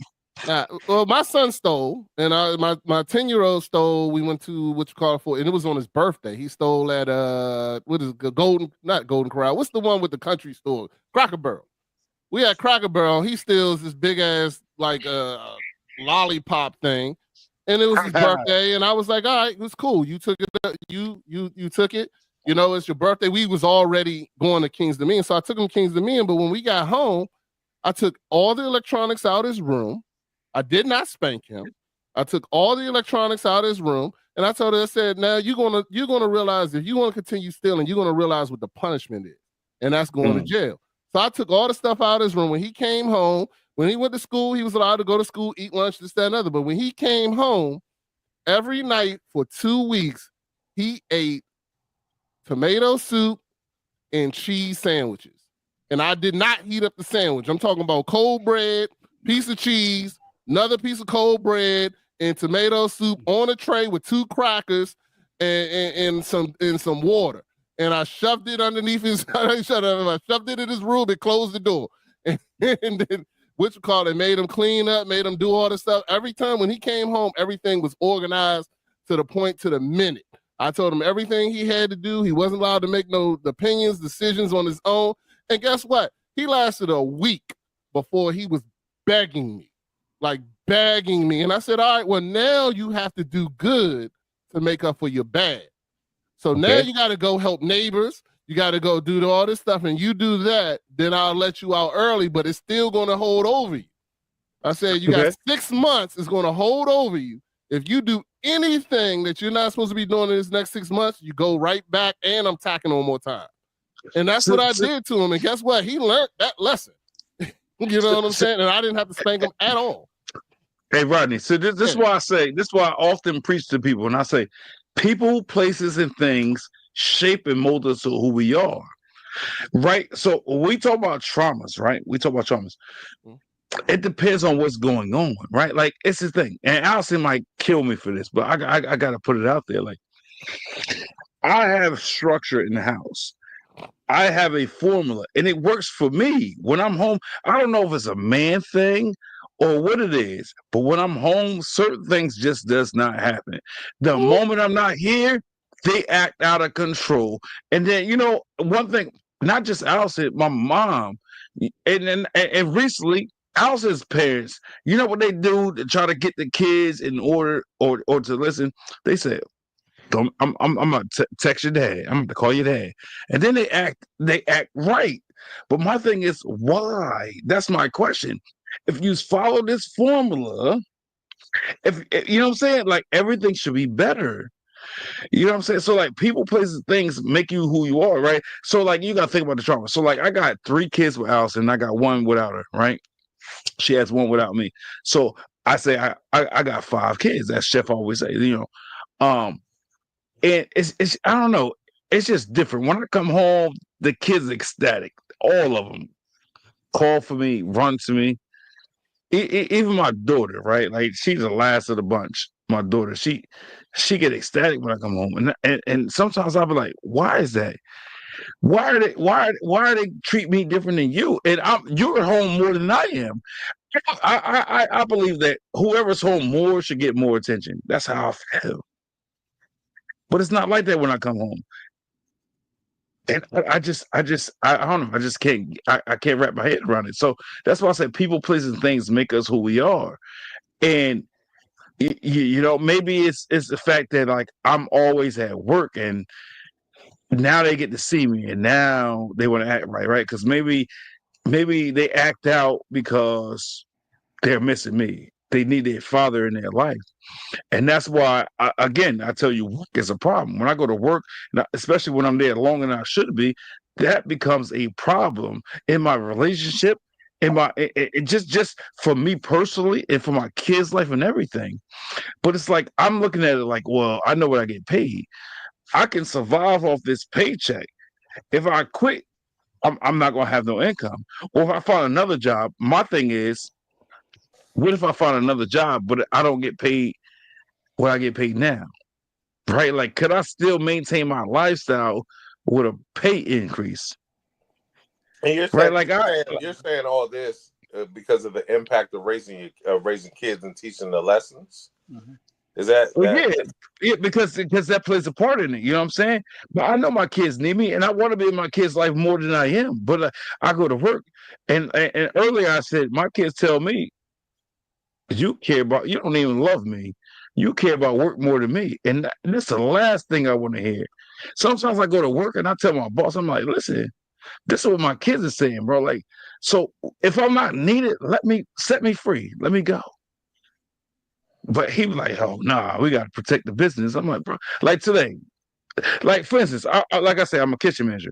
If it's slow in, so let's say it's 4 o'clock, 5 o'clock, 6 o'clock, and we only got like $4,000 in the restaurant industry, that is terrible. There's no need for me to be there.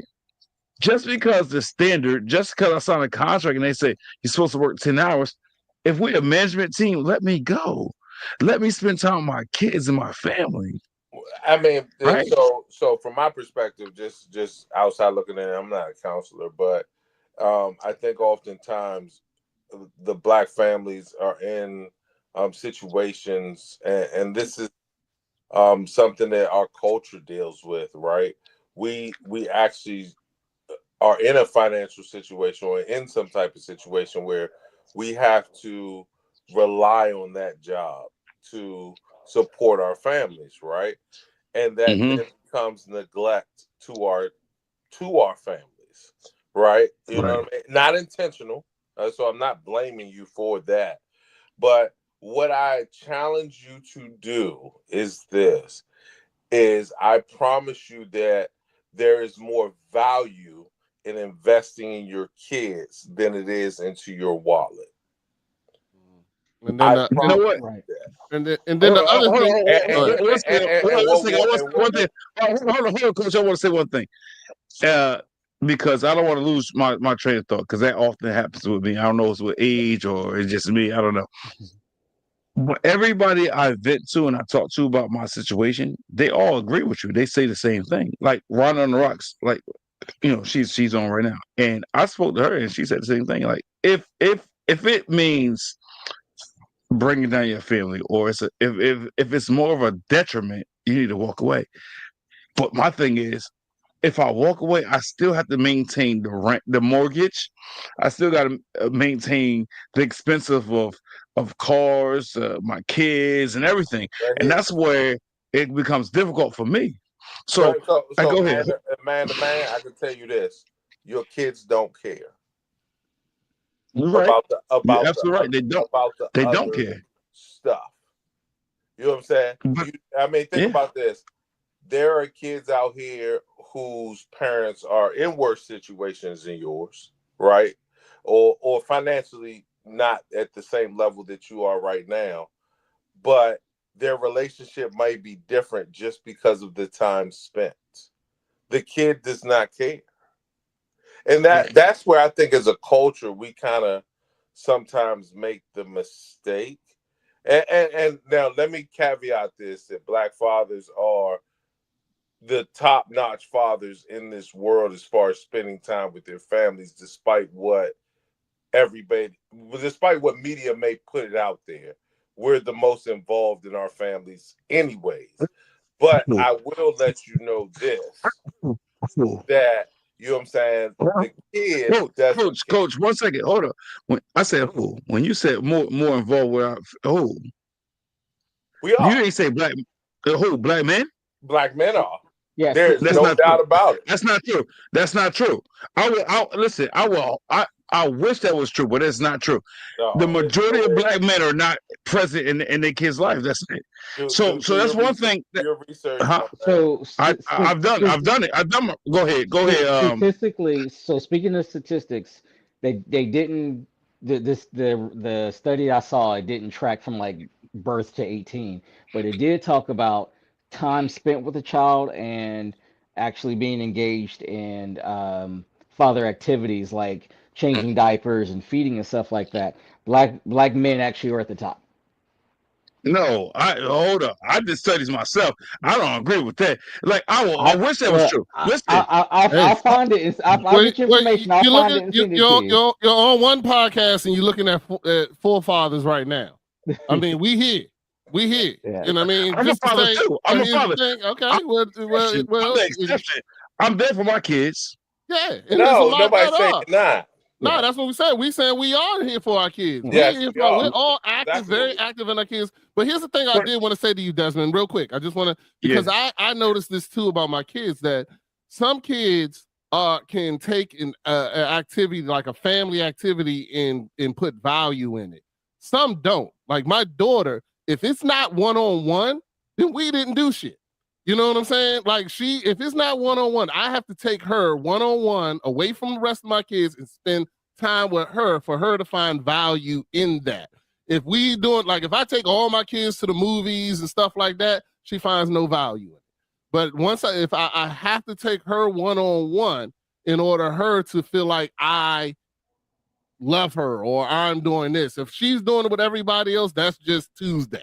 You know what I'm saying? So sometimes you have to modify for certain kids what they qualify in this point in their life as love. Because you said earlier, your kids like, oh, you don't love me, you love your what you call it. Well, maybe what you're doing is just not the right thing for them to understand that you love them. Some kids need different things.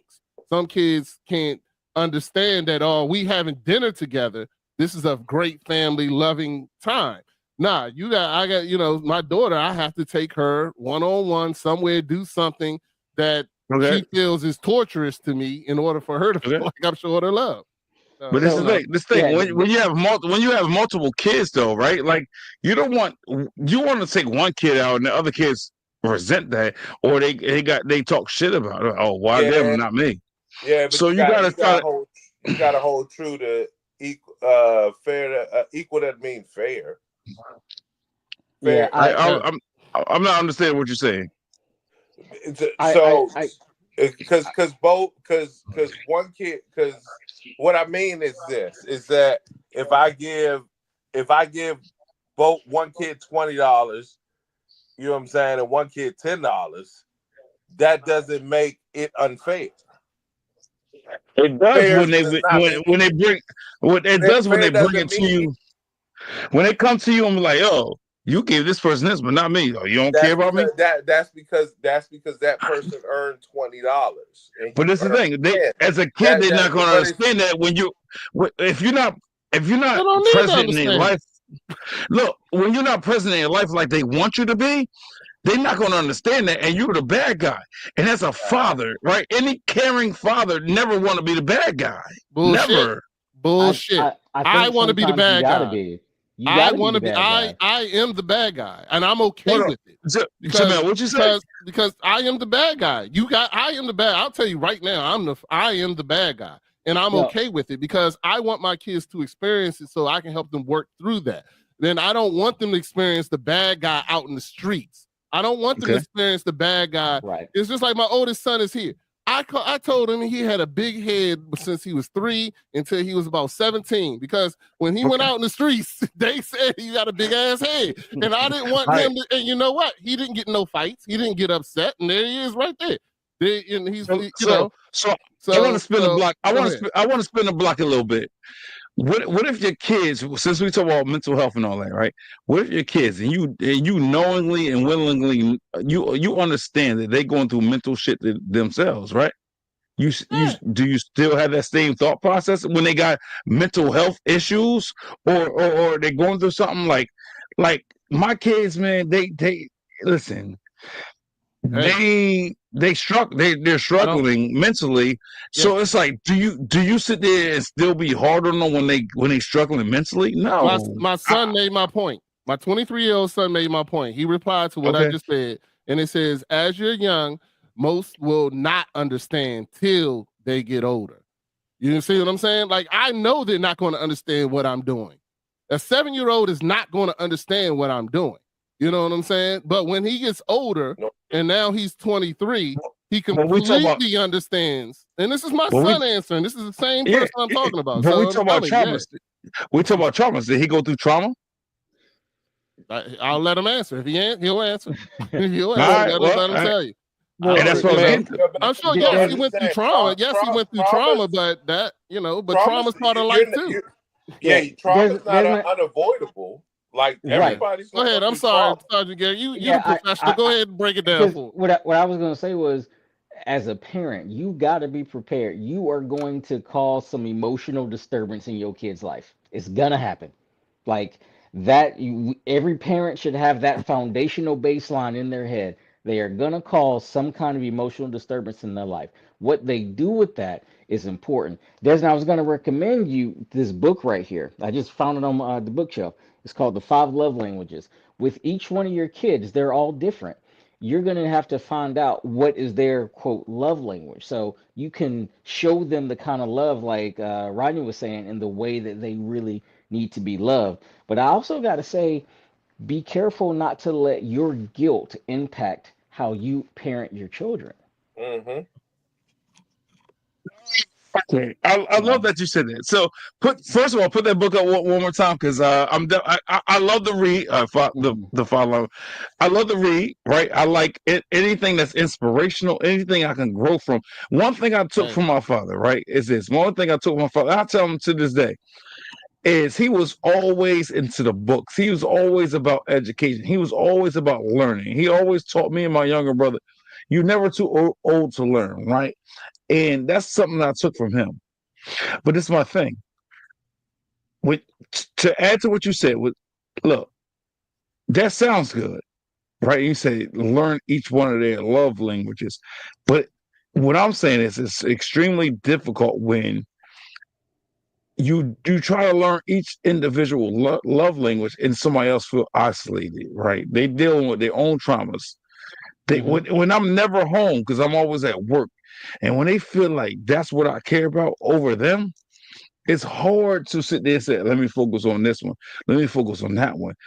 When I tell you I'm hardly home to the point where I feel miserable, to the point where in my own relationship, I just hung out the other day. My girlfriend didn't even like it. And I tried to tell her, "Listen, it has nothing to do with you. Our relationship is good. I want to smile. I want to find happiness. I'm trying to fill a void here. Yeah. I'm trying to please you. I'm trying to please my kids. I'm trying to please myself. And that's an uphill battle. Honest to God, it is. So when we talk mental health, I'm at war with myself every day because I don't want to get old and I look back at my life and say, what did I really accomplish? What did I do? And that's what I'm saying. Every day is a struggle for me mentally. Any given days, I'm like, I'm still young. I feel like I'm still young, right? But then I look at them, I don't never do nothing but eat, sleep, shit, and go to work. Yeah. I don't even have me time. I don't know what that means. I at this point, or even a relationship, I don't know what that means. There be times my girlfriend want to be lovey-dovey, and I'm like, no, I'm good with it. I just want me time. And she feels some type of way, right? So that's what I'm saying. People, places, and things. My job consumes me. And oh my God, she just cut. Yo, Rodney, she did not have to. Yo, Rodney, you had to put that up there. Right, Hey, I dog, you got it. know I'm Team Allison, so I ain't gonna say. Go ahead, go ahead. You know I'm Team Allison. She can put whatever she want. I'm putting it's going right up. You terrible, bro. So go ahead. We listening, brother. Go ahead.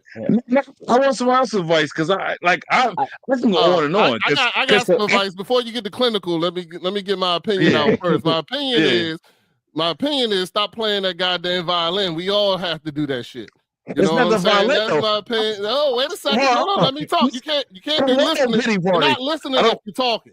You're not You listening right. if you're talking. All right. You So right. let me go ahead and say what I got to say. You put it out there. I'm gonna say what I got to say, and I'm gonna move on.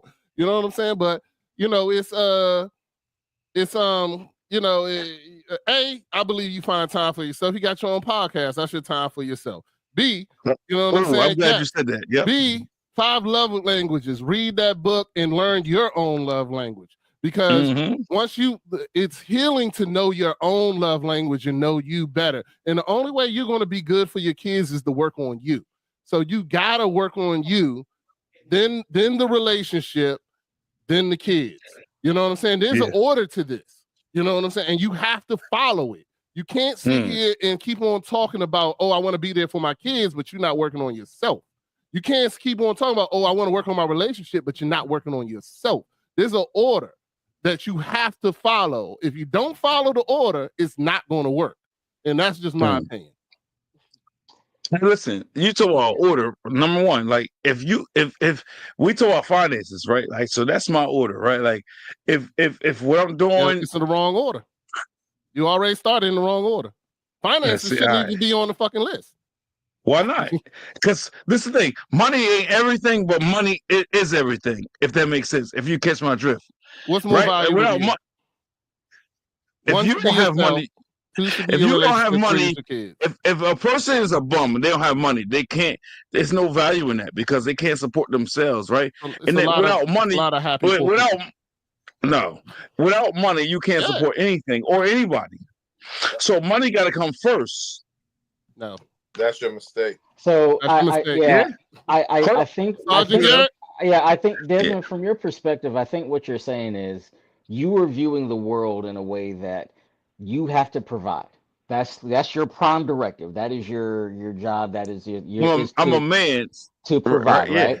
So yes. Look at it from this point. What do you use to provide? You, right? Is you, right? Yes. If you aren't well, it's almost like you trying to chop down a tree with a butter knife. Like you're not using the right tools to accomplish the things you're trying to accomplish. Rodney was right. It all starts with you. The best gift you can give yourself, your family, your loved ones is your wellness. That's the best gift you can give them. Everything else is going to come. Because I guarantee you, there are a whole lot of children who grew up who were probably poor. They didn't know it. I was one of those kids. I won't say we grew up poor, but I didn't know we was as broke as we were. Right. But my family had a lot of love. And, you know, I look at my pops. But that could take you but so far, though. What do you mean? Well, it takes you far enough because it's. Hold on. You said take you far enough. He said, "What do I mean?" Yeah, right. Okay, go ahead. Well, life is about seasons. We're going to be in different seasons in our life. Like, I'll use my upbringing as an example. There was a point in time where my pops had to work 2 jobs where I didn't see him. Like, he left in the morning before I got up to go to school, and then he didn't get back until like after 11 o'clock when I was in the bed. He was gone all day because he worked 2 jobs. And I remember Fridays I would try to stay up because that was the day I had to go to school. So I would try that was the day that I could stay up at night.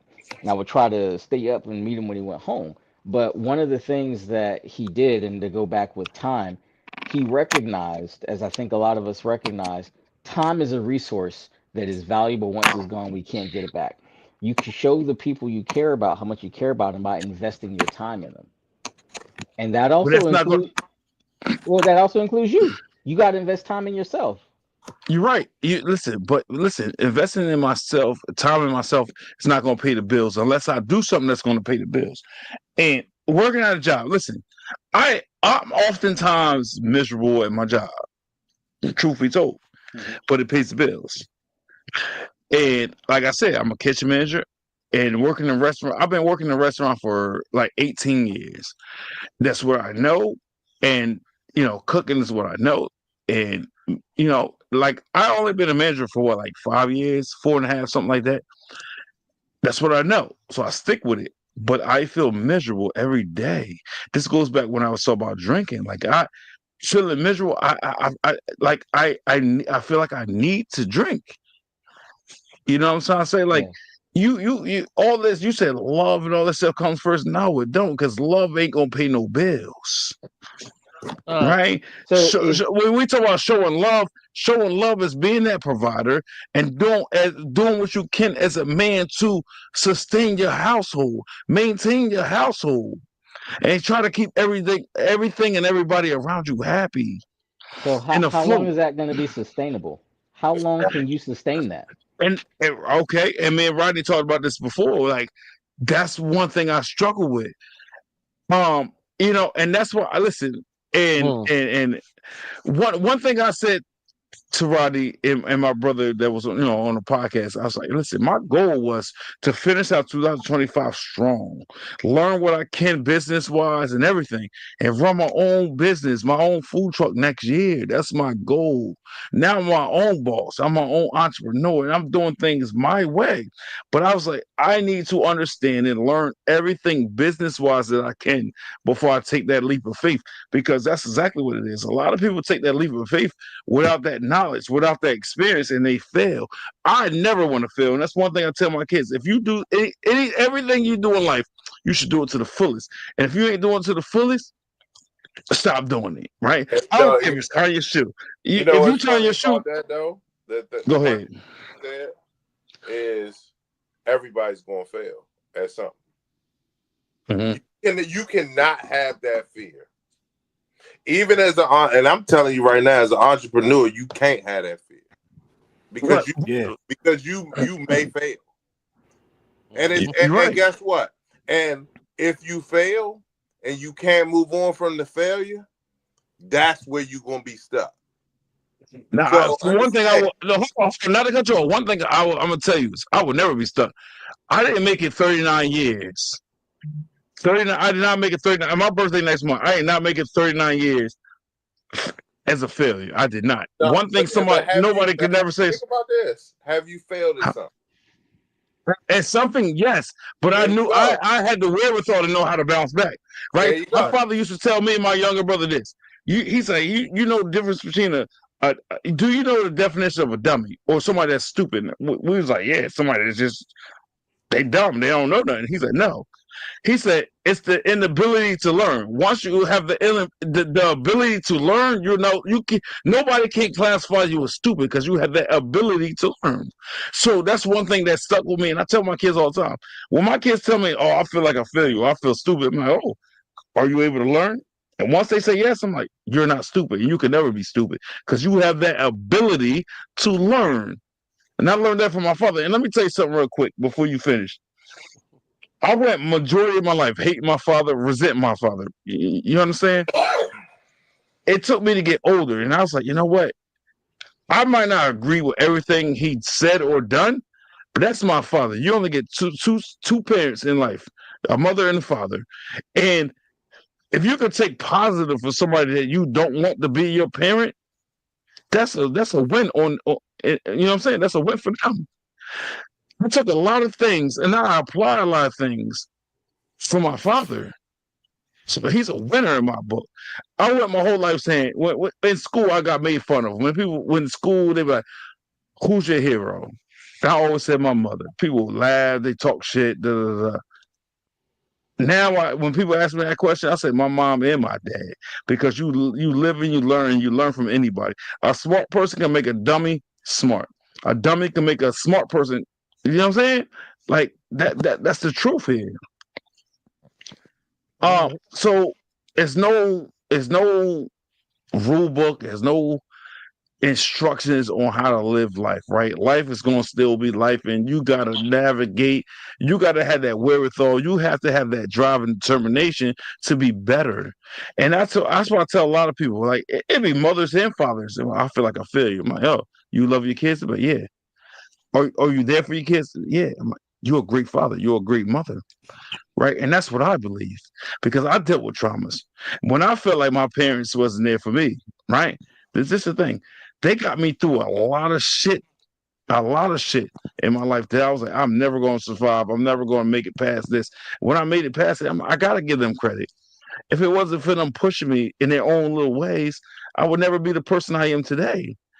If I want to take pride in who I am today, I got to give credit to somebody, right? And if I want to give credit to somebody, I got to look at the people that was there for me my whole life. Trials and tribulations, good times, bad times. My parents was there. My father is there for me now, and I hated him for most of my life. But now I have a relationship with my father. So my mother and my father, those are my heroes. Do you want My your my. kids to have the same kind of relationship that you have with your parents? Or do you want That's your relationship with your kids to be different? well, I think any parent that have kids that willingly, I think they should want their kids to have a better life. Right? I said that before. So I want my kids to look at me better than I look at my parents. I want my kids to look at me like the greatest thing that ever happened in life.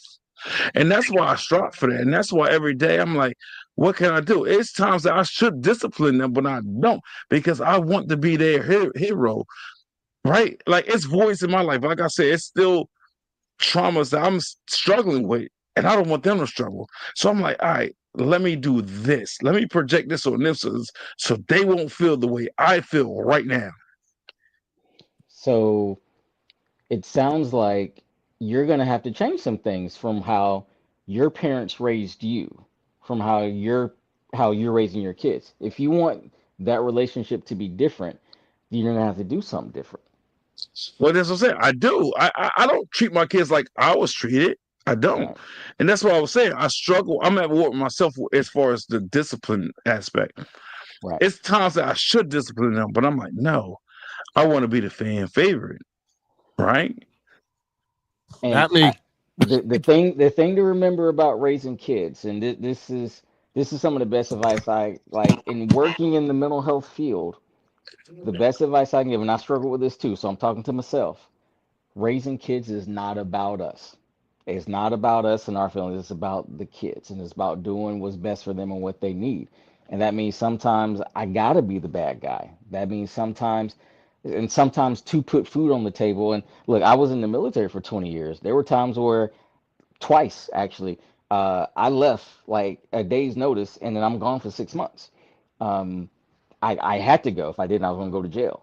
Um, that was a priority at that moment. But you best believe when I got the opportunity to make my family, my kids that priority, they felt that. I was away from the military. I took my time away. I said, don't y'all bother me. Don't call me. I did what I need to do. Leave me alone. It's family time now. And so it's about making sure you have that balance. But I don't want to shift and say like it's going to be equal because it's going to be unequal. There are going to be times where you got to focus on work. There are going to be times where you got to focus on family.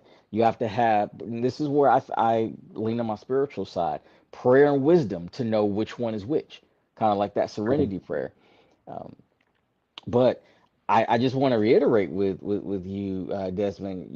I hear a lot of pain that you go through. I hear a lot of stuff you go through, and it sounds like that is you're inadvertently um, transplanting that, on some of your kids. So one of the best things that you can do for your kids and your family is to work on your own healing, go on your own healing and wellness journey, so they Mhm. can get that best version of you. So it's funny you said it because mentally, I'm not saying that it's a fact, it's factual. Mentally, I feel like I have healed and I have overcome things because if you knew me 10 years ago, 15 years ago, 20 years ago, 30 years ago, you would say, that, oh, you're a different person. You better yourself, right? And so that's something I take pride in, right? Like I'm not who I used to be. I feel mentally, I feel like I'm well better off, right? Like, and I feel like I made progress. So when we talk about mental health and all that, right? One thing I still struggle with is when I I I could have been the greatest of great. I could like when I was in a newspaper every week and people still tell me I ain't shit, you ain't shit. Like I'm like, how? I'm in a newspaper. People that I never met, they know my name, they know who I am. How you still tell me I'm a piece of shit? So for me, I was always combative and I was always like, no, fuck you. I'm gonna prove everything to the world. Right. For me, it was all about proving. And I know I tell my kids you shouldn't have to prove nothing to nobody. If you want to prove something to somebody, prove it to yourself. And I tell my kids that. But to this day, I still struggle with that. So that's where it's a little hard for me because I teach my kids one thing and I'm still struggling with something. You know what I'm saying? Well, look, That's this will okay. be. We Go all ahead. gonna I'm gonna struggle. let I'm you sorry. I'm get your sorry. last point. Get your Yeah. last point. Go ahead. I'll be real quick. We all gonna struggle. It's progress, not perfection. None of us is perfect. There was only one that was perfect. He coming back Yeah. one day, but none of us are perfect. It's progress, not perfection. All right. So this one I want to say, Sergeant Garrett, any chance we can do a part 2 next week? You available next week? Well, Sergeant Garrett is, I should be. I see this still a lot. Be. I ain't get to a lot of questions. I know it's getting late and we started at a different time than usual. And I know my fellas got to go. My wife's upstairs waiting on me. So, I'm going to get up there and spend some time with her. I'm going to go ahead and skip a few things. I did have an email that somebody sent me knowing that you was coming on, Sergeant Garrett. So I wanted to get to the email and then we're going to do our quick picks. The good news is we only got to pick between two teams for the Super Bowl. So you already know. I'm just going to spend a few minutes and on the email let Sergeant Garrett comment. If anybody else wants to comment, let her know. But this is email somebody sent. It says, I had a girlfriend. I started a relationship from my childhood.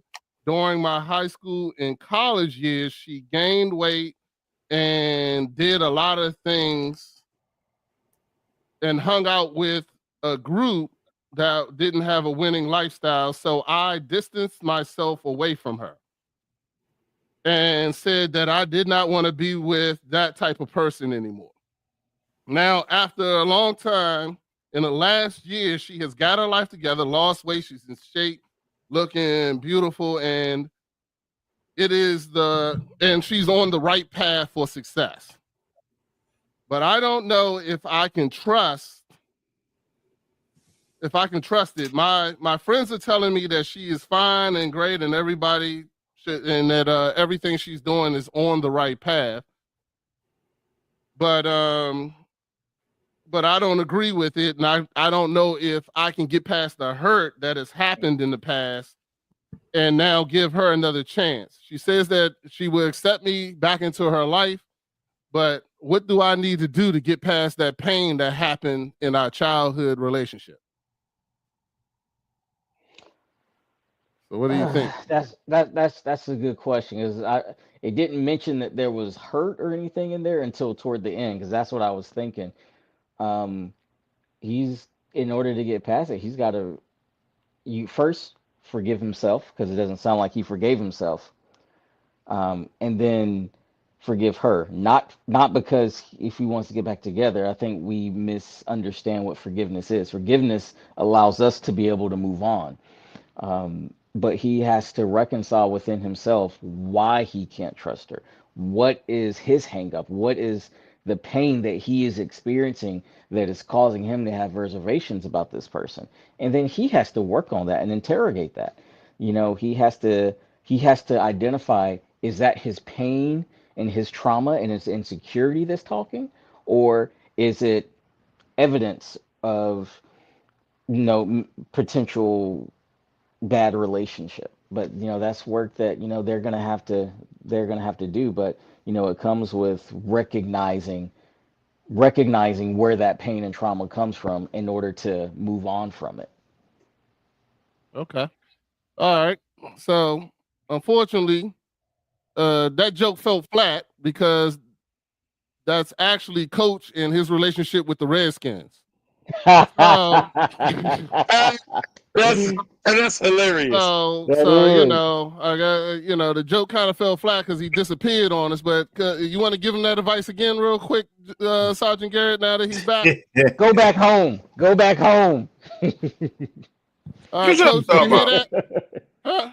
What y'all talking about? You missed the whole joke, so it's over. But I was reading the joint about the whole thing was setting up you having your relationship as a child, and then when you got into high school and college, the Commanders looked like some garbage, so you left them alone. And now that they're looking good again, we telling you that you need to come back, but you still haven't recovered from the hate and pain that you had. I took a lot of time to write that damn joke too. I'm pissed off it didn't go. So basically, Coach, you got to overcome your trauma, basically. Yeah. It's hard to Garrett. You're a Carolina fan. You got a lot of trauma you got to deal with yourself. And I'm okay with that. I'm okay with that. Look, I recognize it. Recognition is the first step. Like Rodney said, it starts with yourself. It always starts with yourself. Yep. You know what I mean? And I say, I'm comfortable. I'm comfortable. You know Look, what I mean? I'm that loyal fan, you know what I'm saying? I'll stick with my team, win or lose, you know what I'm saying? That loyalty is important. No, that's called addiction. Sergeant Garrett. That's called addiction. That's called addiction. That's what it's called. It's called addiction. Harm to yourself. He needs to work out that. It's called addiction. Look. See, what I've been trying to do, Sergeant Garrett, is protect these guys. I told you got PTSD, man. Yeah, I'm trying to protect these guys of next year's downfall, right? You know what I mean? Because they're going to come in the next year and talk about, see, they didn't lose until Rodney said Super Bowl. Or they was one game away from the Super Bowl. I mean, they didn't lose until he said Super Bowl. You know what I mean? So you blaming it on me. I got you.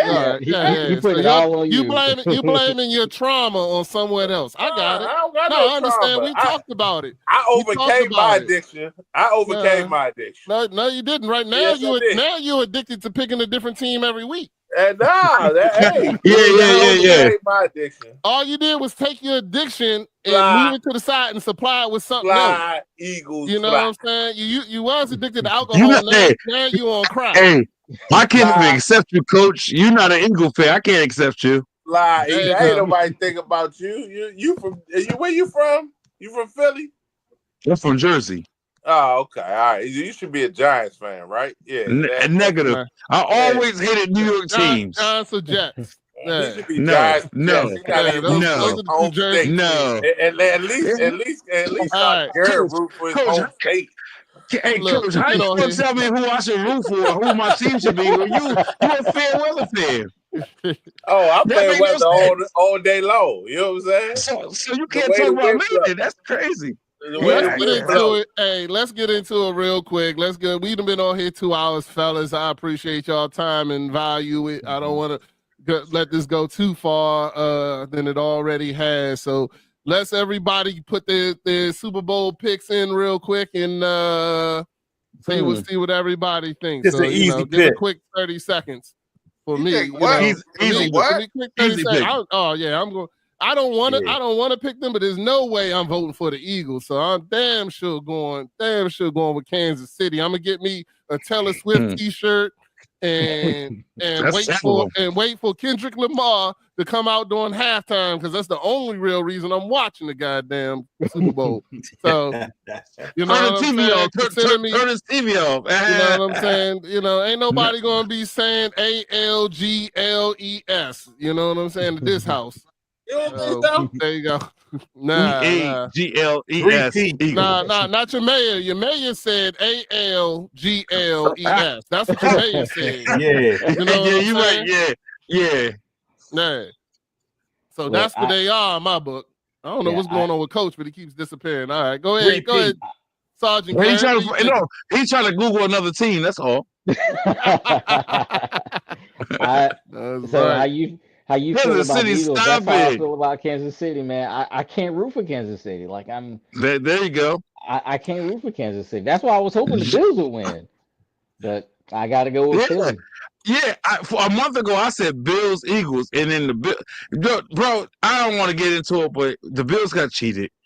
They showed the replay 100 times. The ball touched the ground. They said complete Yeah, pass. I'm like, that stop was it. crazy. They try to build a new Tom Brady, and just stop it. Now the headlines is Eagles and Chiefs rematch. Like, stop it. We gonna beat them, just like Josh Allen should have beat them, right? Like they did beat them, but we ain't gonna get into all that. So we talk about. So if you believe that narrative, then you already know Kansas City winning. They No, going that's for the not true. three-peat. That's not true. I'm just saying. They Listen, don't want y'all to win. build a new Tom. If you believe that You're right. narrative, if you believe the You're narrative right. that they're cheating for them, they want the three-peat. Oh Lord, Coach, he bugging. He bugging right now. He just said Eagles. Now he's showing me this shit. Oh, now the coach just switched on you that quick. Ain't that some bull? I told you why he left. He's terrible, bro. He's terrible. Look, my girlfriend laughing in the background. But listen, man, Eagles pulling this off, and that's it. There we go. Right. 5 times in the Super Bowl, we about to win our second one. You know, should have been If our you third, but we ain't. If you ever played at Kansas, if you ever Nah. Hold up, mute your mic. You can't talk no more, bro. Talk. The whole podcast. I told you wasn't no Eagles fan from the start. I told you. Yeah. Look. Oh my God. He got Patrick Mahomes in the background. Look like he got a broke hip and a dislocated kneecap. Like, come on. You know he don't got no rhythm. Oh yeah. Pat Mahomes, man. Y'all, hey, it's three-piece. It's three-peat time, man. 3-peat. Oh man, come on, bro. Like, oh man. Oh, What happened to the fly Eagles fly? Coach? Oh, that was for the What fans. Yeah, we got. What are you coaching? You know what I'm saying? The youth will never learn from you. What are you coaching? Hey, fellas. Hey, look, we had a great show today. I appreciate y'all time. I appreciate y'all coming out here. Sergeant Garrett, thank you. It was a pleasure once again to have you join us again. Hopefully, let me know. Hopefully we can run this back next week and work through a few more things. Desmond, it was definitely a pleasure having you on here. And I appreciate your honesty and being real in what you're saying. And if you want more of that, please check him out on a Sipping and Tripping podcast on YouTube. Yes, sir. You know what I'm saying? You got any other places they can follow you, Desmond? I mean, I'm working on it. Like I said, I got a hectic work schedule, but I am going to put my stuff on the audio version on Spotify. I have to make an Instagram. So, right now it's just YouTube, but it will be on multiple platforms. So I appreciate you for plugging me in. You know what I'm saying? As always. Absolutely. Mighty Ice, it was definitely thank you. We'll watch next week. Now I want to say Philly because Coach didn't change. You know what I'm saying? But I can't. I can't. But why not? Why not? Listen. First of all, I knew he was gonna bust your ass, but I told my girl, I told the world, I said, listen, if we lose, and I never rooted for anybody in my division, but I was like. I always say it's got to be since my team was in the NFC. I said I got to go for NFC. So if y'all was to beat us, I was gonna go with Washington. I was gonna go for the Commanders to win it all. Hey, and for you to say you can't do the Eagles, bruh, I gotta look at you differently. I'm happy that you said that, but I can't fake. I saw my comments get flooded by these Eagle fans that hate all the time. I can't do that. Nah, I ain't like Coach. I can't do that. I can't do that. I got you. And they wouldn't accept me. If I said Eagles, them niggas would come over here and have a fit. They wouldn't even accept me. They'd be like, "Oh, nah, I wish so. It ain't gonna happen." But we appreciate the time. We're gonna go ahead and end the show. Thank y'all for showing out. Hey, I want to thank everybody who jumped in the comments for your time, for your time. All the other podcasters and other people who's here. Hey, my sister was in here. My son was in here. It's crazy. So, it was a good time. That's what's up. And, just have a good time. Oh, I got to put these up real quick because, you got to put these up even though she's talking about the Eagles. But I'm going to go ahead and put her comments up there for her. Disclaimer real quick. It's crazy what love would do to you, make you crazy-ass teams. But anyway. Hey, Rodney, no. Listen. I just want to put a disclaimer out there. She's a Giants fan, and this is the thing. I'm surprised. Maybe she's trying to get some Mushu later. I don't know what it is, but she She hate the Eagles. When I get excited, bro, she be like, I'm sleeping on the couch. So she put these comments out there. Now she's trying to win me over. She's trying to give me a message subliminally. You know what I'm saying? All right, man. She proud of you working on yourself, man. You better go in there. Yeah, go in there and pretend you Saquon Barkley. He played for the Eagles and the Giants. Just go in there. I'm